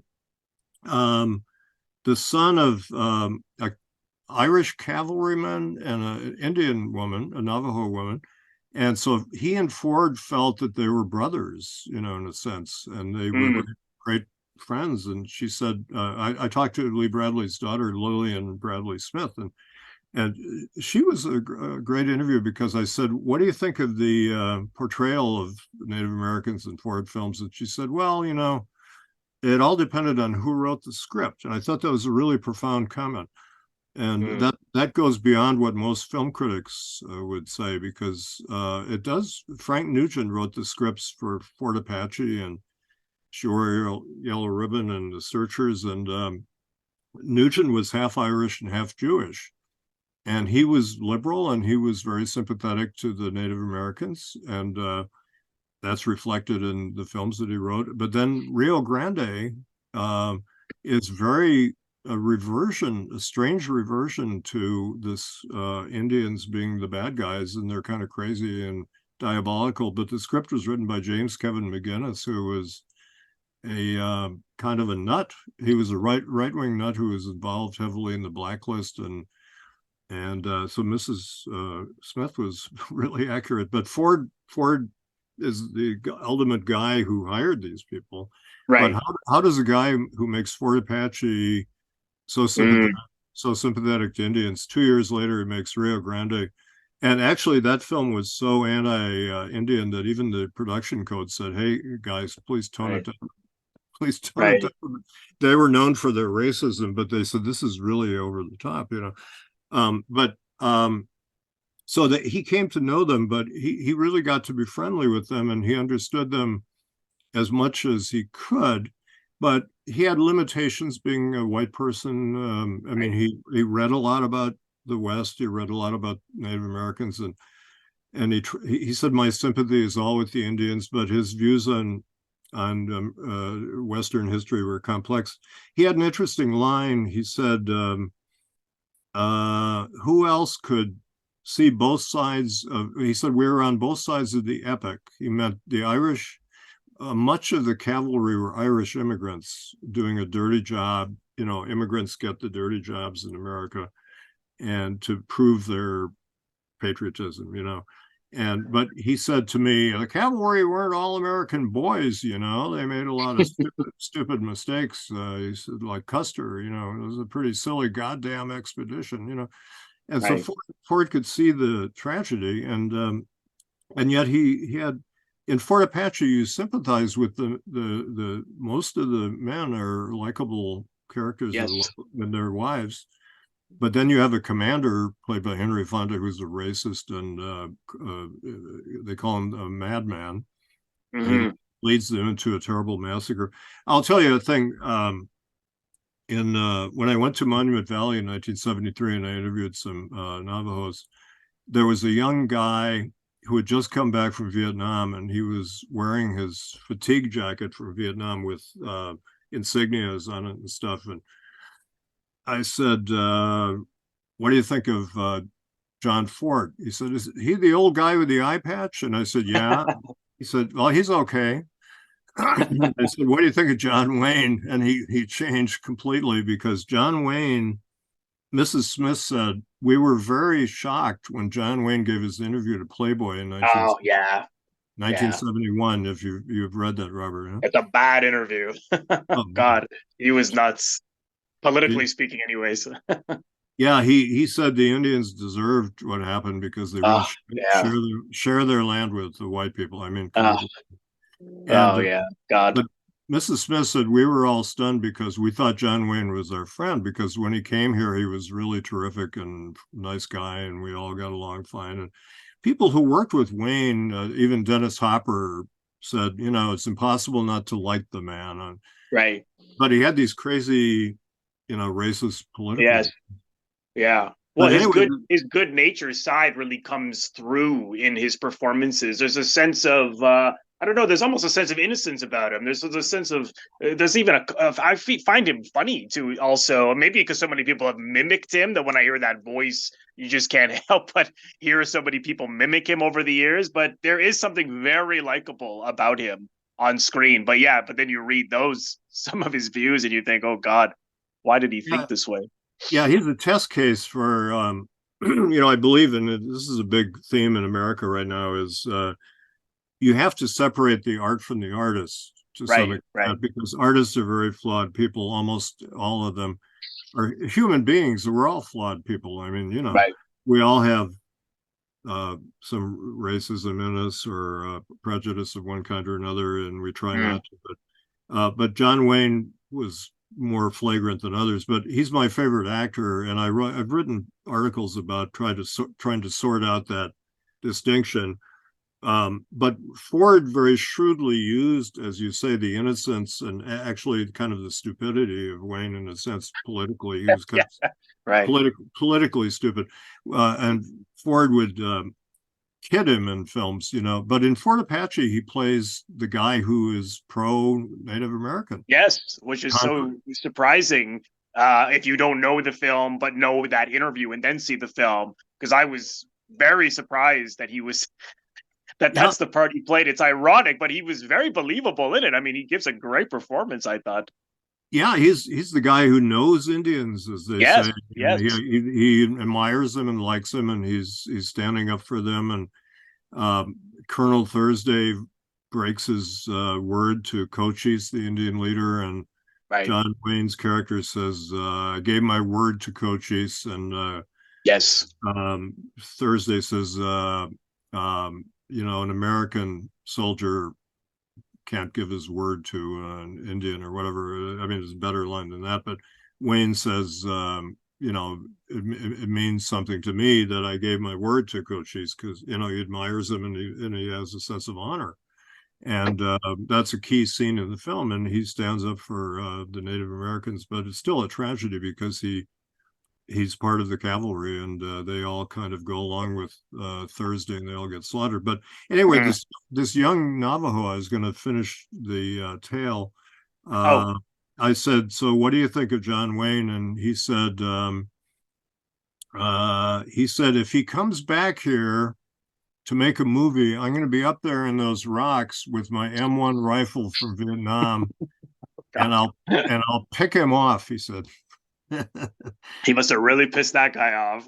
Wow, and he meant it. He meant it. He was going to shoot him. And I had a kind of a moral quandary in those years, because I thought, if Wayne goes back to Monument Valley, should I call him up and say, hey, there's this guy up there, he's going to shoot you? And there's a warning. I wasn't sure if I should tell him or let history happen, you know. Right.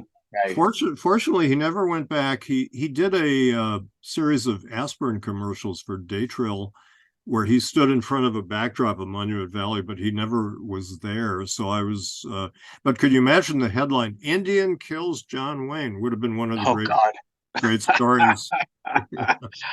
Oh, that's something. That's quite something. Another film that I was really fascinated by, that I liked a lot, was The Quiet Man.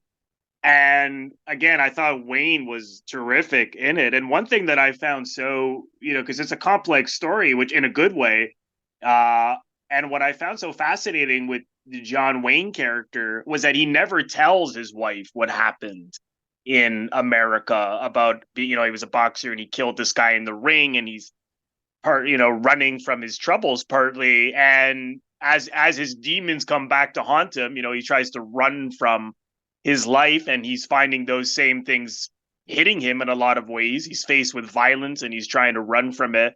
And his wife is really trying to get him to stand up for him. And I thought it was so interesting that he doesn't just say what happened, well, this is what happened and this is why I couldn't do it. I had some my own ideas about why that may have been, but I was curious what you thought, why this man just could not tell her what had happened. That's a really interesting insight, because what he does is he goes to the one man that he can talk to in the town, the Irish town, is the Protestant minister.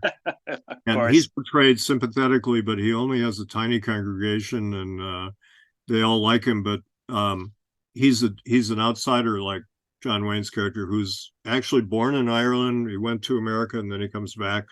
But he killed a man in the ring, and he has this guilty feeling about it, because he said, I went in to murder him for money, and he won't fight again. And his wife thinks he's a coward. And yet, as you say, he doesn't confide in his wife, and he should. Right. And he allows her to think badly of him. But I guess she picks up, she must have heard the gossip or something, or she must have picked up on maybe her insights into him, that he's not a coward. But the climax of the film is this wonderful fight that goes on for quite a while, but it's comical because it's not I think that's a film that people somewhat misunderstand, because it's not a serious fight between. Right, it's not a real fight. Yeah. No. He's fighting her brother, Victor McLaughlin, who is a bully, and he's trying to prevent her from marrying him. But some people get outraged by the fact that John Wayne's character drags his wife back and throws her back to the brother. Right. But there's an old Irish custom called dragging home the bride, a medieval custom that he's adhering to. And she, what people sometimes miss is she sets up this whole charade. It's a little playlet that she sets up. She wants him to stand up to her brother for the sake of her reputation. Her husband will fight for her, but it's all a sham. And even the dragging part it's all symbolic, and it's reenacting a mythical tradition that, John Wayne's character is an American at heart, and it's about cultural clashes. He doesn't understand the traditions of this community he's come to, and he has to understand them, and they have to understand him too, and the wife has to understand him. That's why there's a lot of complexity and subtlety in the script by Frank Nugent. But Victor McLaglen is an older guy, and he's not in the best of shape, but he was a professional boxer. And his proudest boast was he survived 6 rounds in the ring with Jack Johnson, the black heavyweight champion of the world. Oh, wow. A great man, great fighter. Ken Burns did a fantastic series about Jack Johnson, but Victor McLaglen did an exhibition match against him and survived, you know. And but he was 6'8", I believe, and he was a giant. And but he was an old guy, and Pat Ford doubled for him. And actually, John Ford had a cousin who doubled for McLaglen in some of the scenes. But it's a comical fight. It's a spectacle that Mary Kate engineers, and you can tell if you look at it carefully that she has this funny little smile after he slugs John Wayne slugs McLaglen, and she goes home and she's got this sly smile. She's won her victory, you know. Right. So Right. people who think it's this horrible sexist thing are missing the point of the humor of the thing. And there is a satirical view. And Ford gave Nugent, as part of his research, a book on spousal abuse in the west of Ireland to study. And Is that right? Yeah, Wayne is not abusing his wife, but she is tyrannized by her brother, who's a patriarchal bully. Right. And Ford is critical of that, and she's critical of that too. But it's part of the tradition of the town that he has to deal with, you know. So it's a complicated film about going to another country and having to adapt to it. And it was a very another film that Ford thought was sort of autobiographical for him, because after World War II, almost every film he made until The Quiet Man was about war, whether it was World War I or II or the Indian Wars. But then he makes The Quiet Man, which is about a boxer who killed a man, which is like war. And he goes to find peace in this, what he thinks will be a peaceful place, which is funny in a way too, because Ireland was, you know, torn by conflict with the British, and Right. the film deals with that. It apparently is set in the 1920s, and they mention the IRA and violence, but John Wayne's character is trying to avoid violence, and it's really about PTSD and a kind of a warrior coming home and not wanting to kill or fight anymore. But it's like when you mentioned Wagon Master, you know, this irony that these peaceful people have to hire people, gunfighters, to shoot bad guys for their survival, and sometimes that happens. And it is a reflection of Ford's experience in World War II, and the whole country didn't want to go to war. I mean, Roosevelt kind of dragged us into the war, but we had to go to war and fight fascism and sacrifice people and you know, kill people, etc. It was a bitter time. So Ford's work reflects that after the war, and I'm glad you bring up all these interesting connections among the films. That's one of the things that makes Ford's body work so rich and interesting, is that the films have all these connections. Yeah, certainly. Because I was, you know, there was a little possible motive there, as I thought, well, if he tells her that he killed someone, I mean, that they're very religious, they're Catholic, then he'll be, then in her eyes, he'll be the murderer. He'll be a murderer. So I thought that may have had something to do with it, you know. But there's so many possibilities with that. But I found after the film ended, I was endlessly thinking about it, and it's so I posted about watching it on in my YouTube community, and someone commented saying it's one of his favorite movies, and he said it's such a beautiful film to watch. He's like, it just unfortunately lacks substance. And I commented, I said, how could you say it lacks substance? And I went over all, you know, the things you and I are discussing, and he said, you know, I forgot about that. He goes, I get so swept up in the beauty. He's like, I got to go back and watch it. You know? And it's true. Yeah. And I know Scorsese said that too. He was talking, you know, it's so beautiful. But, you know, that's part of, I suppose, what John Wayne was going back there for. But then he gets faced with his demons. Again, those problems cannot be escaped. So it was interesting that this guy said that, I thought. Well, that's really a key part of Ford that we write about in our book, John Ford, that we talk about how Ford created this ideal world visually. He was a great pictorial landscape poet. Yes, He yes, yes. created sort of an idyllic, Edenic world, either in the Old West or in Ireland, and it was better than the reality. You know, it was certain nostalgia. And nostalgia back in the 1800s was considered a neurosis. It was seen as a inability to deal with reality. And Ford kind of had that in a sense. That's part of his thematic structure. So when Wayne goes to Ireland, he thinks of it as this beautiful, and it is a beautiful land, Right.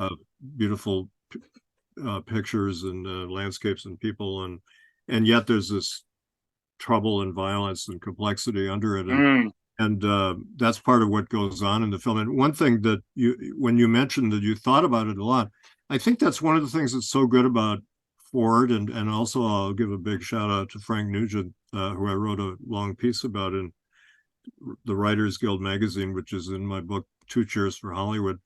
I studied all the films that Nugent wrote that Ford didn't direct, but he wrote 10 Ford films. But they left things open for you to think about. Yes, exactly. Yes. They didn't explain everything. Like, that's a really interesting question. Why doesn't he tell his wife? Maybe he doesn't want her to. He's afraid of saying, I killed a guy, and he admits to the minister, I went in there to kill him, and I was, right. He's ashamed of that. But these complexities of human nature, and Ford, that goes back to what we were talking about early in the interview, that he wouldn't explain his films to us. But right. The films themselves have mysteries, like Searchers. What happens when Ethan finds the body of the other niece, Lucy, in the canyon? We don't get to see it, and he comes back and right. He said, I found her body in the canyon, I buried it. And some people have speculated, as I have, that maybe he found her and killed her, or he, there are all kinds of things you can. Oh, I didn't even think of that. That's a good point. You can ponder, what happened with Martha and Ethan had this romance that is unspeakable, literally unspeakable, and they don't talk about it. But the music in the opening scene is Lorena, which is a Civil War song about adultery. And if you're into music, Ford was, encyclopedic about American music, that alerts you to the fact that there's a kind of a forbidden love going on. And so so much between the lines, and that's good screenwriting and good direction. And that happens in good novels and great films too, I think, Yeah, no, I completely agree that ambiguity forces the audience to explore it on just like you would in life. I mean, people do things and we can't always understand it, but when you lean into it, I'm sure you would agree that I don't have to tell you this because with your great body of work, but that's what I liked about them, because they forced me to think about the people. And just on the Searchers, I wonder if perhaps you would know or had any insight into what I found so fascinating is when he finds Natalie Wood at the end, and we think he's going to kill her. And then, it's such a powerful image when he says, let's get you home, Debbie. What I found so fascinating is that we never actually see his face. And I wonder if that was intentional, that we don't actually see that process of him seeing her as a human being. Maybe that will help even with his own prejudice. I mean, there's that extra layer, of course, is that it's his niece, but he was ready to kill her because she's now with the natives. And I thought, I wonder if they left that out on purpose so that you'd have to sort of lean into it. I don't know if you would happen to know or any thoughts on that.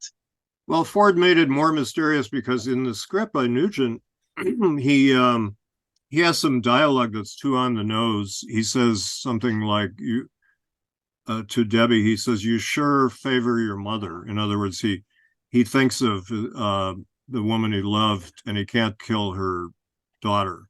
And another riddle in the film is Debbie might be the daughter of Martha and Ethan, for all we know. You can think about that. Right. And you do see his face, because there's an interesting thing where picks up Debbie and swings her around, you see him. Oh, okay. I must have.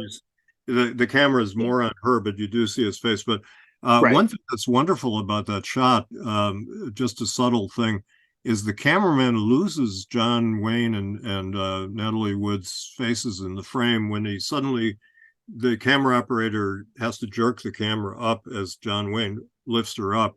It's almost like a mistake. And I used to be a cameraman for a TV station, and I photographed some films that I did. And but Ford kept that in, and I'm not sure. I interviewed a lot of people who worked on The Searchers, but nobody said anything about that shot. I should have asked the DP who I interviewed, but that could be considered a mistake. But Ford liked those kind of mistakes because that to me is very moving, that the camera operator loses them briefly, because it means sort of an unexpected moment that, oh, you think he's going to kill her, and Right.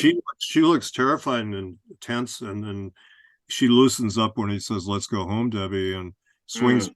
But Mike pointed out, Mike Wilmington, my co-author, and John Ford, that in the previous time we've seen Ethan, he's scalped Scar.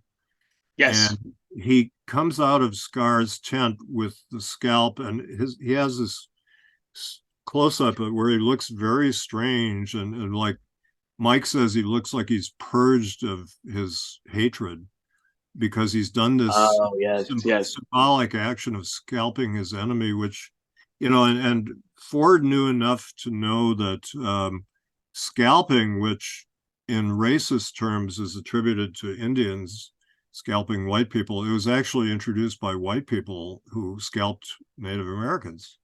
And so if you're in tune with these ironies, that when Ethan scalps Scar, it's a savage thing to do. And but he comes out of the thing with this extraordinary close-up. Jimmy Stewart told me, he said, I thought this was one of the greatest performances I've ever seen in a film, and it really is. And Harry Carey Jr. told me, he said, on all the other Ford Westerns that he did with Wayne was very relaxed and all that on the set, but on The Searchers, he was in character all the way through, even at lunch. Oh, wow. He was this weird, kind of tense, angry, racist dude, and Ford tapped into that, and Wayne really identified with that character. It's a scary thought. Wayne actually even told another interviewer that he had this idea for a sequel to The Searchers, where he and Debbie would have a ranch together and live together and get married, which is really bizarre and incestuous and everything. Wayne really related to that. So Ford tapped into the racism that he knew existed in John Wayne, but made it meaningful in terms of the script and the character. And also, he's purged of this, at least the impulse to kill his niece. He doesn't. And also, when he lifts her up at the end, we realized when we wrote the book that echoes the first time you see him with Debbie early in the film. He's inside the house and he sees the little girl and he lifts her up like this in a, the way an uncle will lift up a niece. And when you do that, it's a kind of echo, and it brings back the old feelings of love and family. I see. Ford uses nonverbal gestures, which are more powerful than dialogue, to help us understand a character. Although Ethan is somewhat mysterious, which is good. But there are ways you can understand it. But he's debated all the time, just like great characters in literature are debated. Right. But it reminded me of the moment in the shooting when the main, I forget, it was Carey who played the main. Was that it? That's the actor's name. Straight Shooting Harry Carey. Yeah. Yes, that's it. And when he sees the family burying the brother, and that's again is this moment of consciousness, and his, at least the wheels are beginning to turn to not be so bigoted and be to see the people as humans. That's where I thought, well, maybe that's what's going on with Ethan here, is when I thought, well, I thought it's a possibility anyways, right? But there's so many ways in which we can go. Well, that's a really good connection, and Ford's work is full of connections, from the 1910s to the 60s. And right. He never forgot anything, and he uses the same ideas. But one of the themes in Ford is redemption, which you're looking at. And straight shooting, he's a hired gun who's been hired to kill this father of this family, and one of the other bad guys has killed the son. And as you say, he comes upon the family mourning the son at his grave, and he takes off his hat in respect, and he changes, and he becomes an ally of the family. And that's a redemption. Like, and at the end of the straight shooting, Harry Carey puts his hand on his arm like this, and John Wayne did that at the end of The Searchers, yes, homage to Harry Carey. He talked about that in interviews, and he said it made Harry Carey look like such a lonely man. And Ethan turns and walks off into the desert. He realizes he's not fit for civilized company. And I asked Olive Carey, who was standing behind the camera, I said, what was your reaction? She said, I burst into tears. I understood what he was doing. Oh, wow.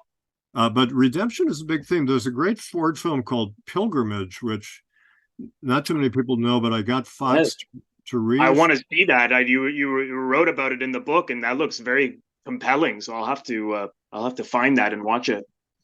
Yeah, it'll blow your mind. I got Fox to reissue it when we did the Ford at Fox box set, which I was involved in. Pilgrimage is an amazingly anomalous Ford film from 1933. It's his first great film, in my opinion. It's about a possessive mother who doesn't want her son to leave their farm in Arkansas and marry this girl, and so she enlists him in World War I, and she admits that she does it to kill him. I mean, it's shocking. She's like Ethan Edwards. She's killing her own son. And she says later, I killed him. I mean, it's really, really shocking. It's like a Greek tragedy.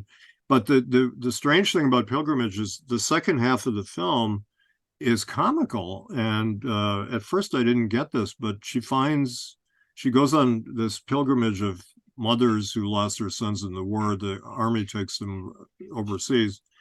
And Henrietta Crossman plays the role, a great stage actress and great performance, but she feels unworthy because she feels so guilty. But she finds another young man in Paris, an American who's in distress over a girl, and he's suicidal, and she saves his life, and she mothers him, and she kind of redeems herself in Ford's perspective. And I've had a running argument with another Ford scholar about this film that she says, I can't buy that this woman could redeem herself after killing her son. It's such a heinous crime. And I said, I understand, but, in Ford's point of view, and I think it stems from his Catholic point of view and his whole ethos, that people should be able to redeem themselves even if they do terrible things. Ethan is kind of like that, and Henrietta Crossman is like that, and other Ford characters, Harry Carey in that film and other films. The redemption is part of Ford's world, Right. Yeah. No, it's fascinating. It's fascinating material. I just had one last question for you. Was again, we're talking about the connections, and you talked about this in The Man Who Shot Liberty Valance and Ford Apache, with the similarity being that what people know in history is a legend and is not necessarily what really happened, when they both end in very, very similar ways. Do you have any insight as to why that interested in him and in our look at history?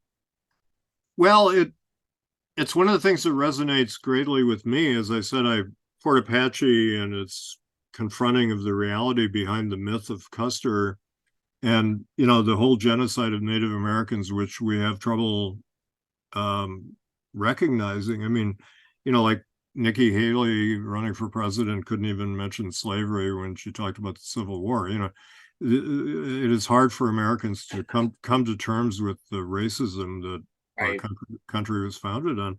And so Ford very bravely and boldly deals with these themes. That's why he's such a great American artist. I think he's the greatest American poet, along with Walt Whitman. I would put the two of them in tandem. But that resonates a lot with me, and my whole life has been devoted to kind of going beneath the surface of things. I think because of my Catholic background, which I seceded from when I was 19 because I found it oppressive. And the Kennedy assassination, I worked for Kennedy in 1960, and then he got killed, and they didn't solve the crime, and they didn't want to solve the crime. And I've written 2 books about that. And Liberty Valance, I think, foreshadows the Kennedy assassination. It's about a killing behind the scenes that is not what the public thinks really happened. And Right. but Ford shows what really happened in both Fort Apache and Liberty Valance, as opposed to the official myth that is consolatory and that the country likes heroes. And Brecht had a great line, "Unhappy the land that needs a hero." And I think Liberty Valance is, it's one of Ford's saddest films for that reason. It's we have this hero who's James Stewart, but he didn't do the heroic deed that he's supposed to have done.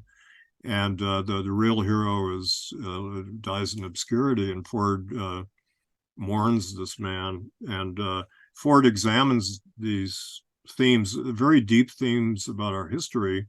And Ford, great artists penetrate the mysteries of human nature and the mysteries of history and the lies that we tell ourselves to live by. And America is built on a lot of lies. There's a book, Lies My Teacher Told Me, about a lot of myths America is based on. And I think it's very important to confront the reality. And that's why I've written 2 books on the assassination, Into the Nightmare and Political Truth. Political Truth is about how the mainstream media have mostly lied to us about the Kennedy assassination. And you can't undo history, but you can move on if you face the truth. But if you don't face the truth about your past, you can't move on, because you're trapped in this mythic morass. And so Ford's later work is particularly moving because he's dealing very honestly with let's face the reality. In Liberty Valance and 7 Women, Cheyenne Autumn, very tough films about some terrible truths that we have to face about human nature and about our country and our culture. And we can move on, but we have to examine them. That's why he's like Shakespeare in the sense of Shakespeare's history plays, dealing with the profundities of British history. And so that's one reason I got so excited about Ford from Fort Apache, that spurred me on to a lifelong career writing about this man. Well, it's fascinating material. And again, the book is called John Ford, Revised and Expanded Edition. Where's the best place for people to get it, Joseph? Is it pretty much available anywhere online, Amazon, places like that? Yeah, Amazon or Barnes & Noble, University Press of Kentucky, which I've also published my book Hawks on Hawks with. You can get it from their website. And but Amazon is a handy place to get it. And I've added a lot of, as I say, 4 appendices, and I've made some emendations here and there. I've also added a lot of photographs. There are a lot of new pictures. There's tons of great pictures in here. Yeah, some really terrific frame enlargements. I went to a lot of trouble to find moments that we write about in the book and really illustrate them, and a lot of new pictures. And so it's about 100 pages longer than the original edition. So I hope people pick it up and read it. Thank you. Yes, fantastic. And if people want to follow what you're working on, do you have a website, or is there somewhere where they can go on social media to follow you? Well, I had a website and I lost it because I was so busy. In 2021-22, I had 4 books published in a short period, and I got so busy I neglected to renew my website, and it disappeared, which happens on the internet. I've got to build a new one. And I'm working on a new book, but I'm superstitious and I never talk about the new project while I'm working on it. But I have another one that's been working on it for a while, beyond John Ford. But I did these two projects simultaneously. But I'm constantly working. I started writing books when I was 15 in 1963, and I've been at it for what is it now, 60 years? Huh? That's incredible. That's incredible. Well, I hope I hope you can come back sometime because I want to read so many of your books because you know, Wilder, Lubish, Capra, a lot of these Hawks filmmakers I love. So I hope we can talk some more and come back sometime down the road. Anytime, Robert. You're really good to talk to, and I love that you explored Ford when I gave you that list and you watched the films and had. I was really interested in listening to your responses and responding to them, and that was really terrific. It's like talking to Mike Wellington again about our mutual passion for John Ford. Right. Thank you. Well, thank you. Well, I have so many more to watch because, as you said in the email, you'll want to see more, and I certainly do. So I'm looking forward to jumping back in. So great. Well, thank you again, Joseph. Thank you, Robert. It's a great pleasure. I really appreciate it. Thank you. Thank you so much, everyone, for watching. I want to thank all of my members on Patreon. If you're interested in becoming a member of my Patreon, head over to the link, patreon.com/Robert Bellissimo at the movies for full details. Patreon is exclusive content that I create month in and month out. And as a subscriber, you are able to vote on polls and contribute to what I do on Patreon month in and month out. So head over to the link for full details. You can also leave a donation directly to my YouTube channel by pressing the thanks link, which you will find directly below the video frame. Just click on the thanks link and you can leave a donation there if you choose to. And lastly, if this is your first time here, please consider subscribing. It is absolutely free to do so. By pressing the Robert Bellissimo at the movies logo, you will see it floating above my head in the top left corner. To your top left in just a second, just click on that and then click the bell in order to get a notification every time I release one of my new episodes. Also click the like button and leave a comment below. Let me know what you think of this episode. Also, you can also share the episode. All of these things are what produce traction to my YouTube channel. So I appreciate you watching and thank you again. And I will see you in the next episode.